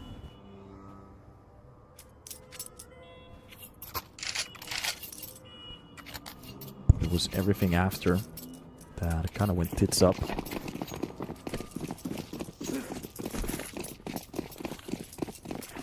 Early smoke from middle. Clear it out. That's going to be the nade for Nikodas. If he's got to be smoked up, can't make life a living hell for them. Couple of good deep nades there. So, Gaimin Gladiators, they almost read that round correctly. They were going to play it a little bit passively, but they played it actually very passively in a way. Those dual nades could have done a little bit more damage towards the pit, but it is what it is. Here it is. On the other side of it, still utility to be spent. That's a lot of control towards the banana. Beautiful timing for the swing too, and through the smoke, they come out with a triple. kONO. Oh, he is going to get everything. With the help of his team, they absolutely shut this round down, even a new smoke. And there's basically nothing they can do at this point. Paul Bandana. With that deagle. And a dream.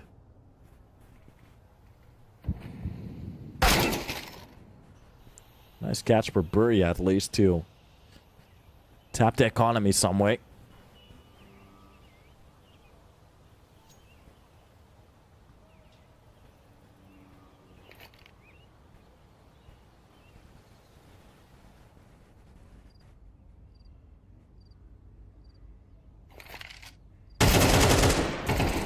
What a beautiful catch coming out of Roy. And Kragan to actually step it up with a 4K on this round. There we go.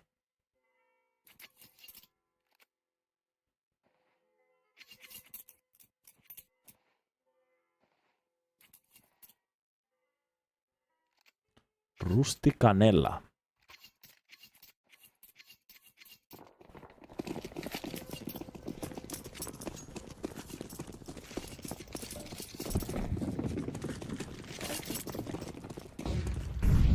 With a nice jump. And here we are. This is just going to be a pistol round. And already Nordeo's coming out with a couple of kills. It's going to be one trade out of Kenzier. But Queen has the control. Spots one of the players trying to wiggle its way out. Oh, that bullet. I think it hit something metal back. But for a second I thought that was a headshot. And the 10th round on the board. kONO. They are getting their mouths stuffed at the moment. Govg 3000. And off we go. Is there anything else they can actually do here? It is going to be a buy. A straight line of AKs and one Galil out of Amster. Only Molotov towards the apps just to make sure nobody's going to be playing on the other side of those stairs. And Nikodos is just ready. Anybody who wants to show a little bit too much face here, they might be actually spotted, dropped, and dealt with. Meanwhile, seems to be a slow play from the side of Gaming Gladiators. They just want to play this passively. Make you work for it. Anybody who wants to go for that information, you have to peek. kONO. They're going to have a hell of a time in about a second if they want to go for the execution. As A side has most of the players, and they have a very deep banana control as well.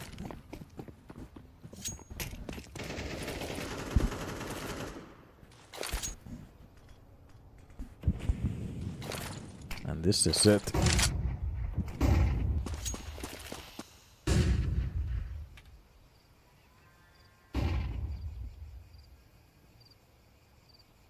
Still a very slow play. We're just waiting for this execution to happen. And it's just taking more and more clock off the time. More time off the clock. That's the way you wanted to say it. But finally, that's going to be the first pick. Nodios gets kind of baited into that one. This is the shot, but gets a lot of information. Enough for him. The second shot is definitely going to be a hitter. That's exactly how you do it. Nikodos with a second kill. Kenzier gets the trade, but the problem is they have no idea what kind of a hole is in front of them. And it's going to be a clean one. Just losing a couple of players in this round.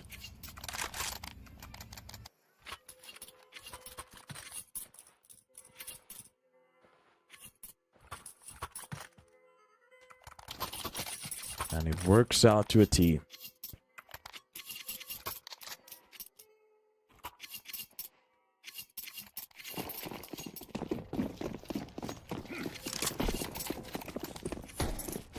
Here we go.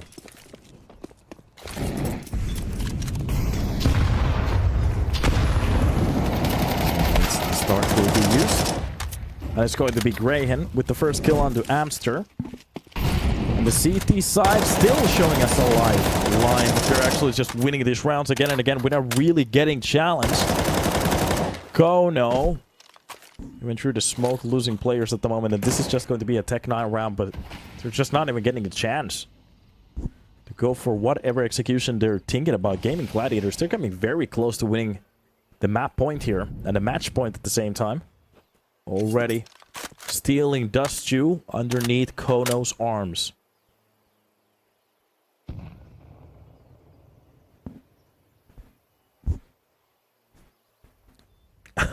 Roy, stop pushing. Oh, yeah. You hate to see it when he just absolutely demolishes the team. But if it works, you keep doing it. A 3-man push. There's a good setup. Greyhen is going to be the first one in line to actually go for the first kill. That's going to be Roy to step into the action. And a triple kill at the end. A clean one. Not losing a player on that round. kONO, they're feeling the heat.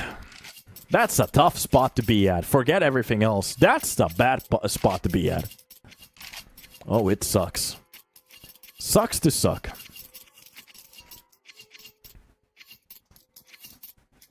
What can you do? Well, a perfect T side is needed at this point. 5 rounds in a row. Just to bring this to an overtime and a tie. Gladiators.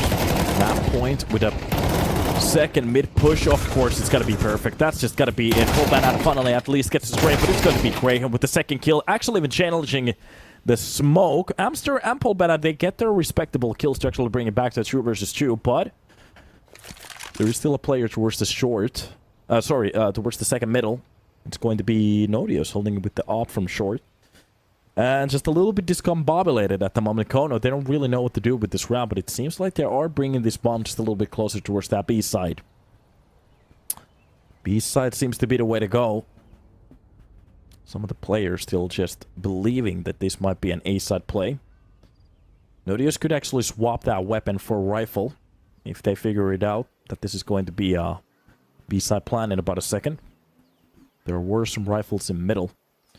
And 50 seconds left. And the question is, does Gaimin Gladiators want to go for the retake? To be honest, looking at the money, they have money for it. But if they save, it's even going to be a better buy. But Roy already got the hint. The bomb's still not going down. That's going to be the nade to open up the smoke.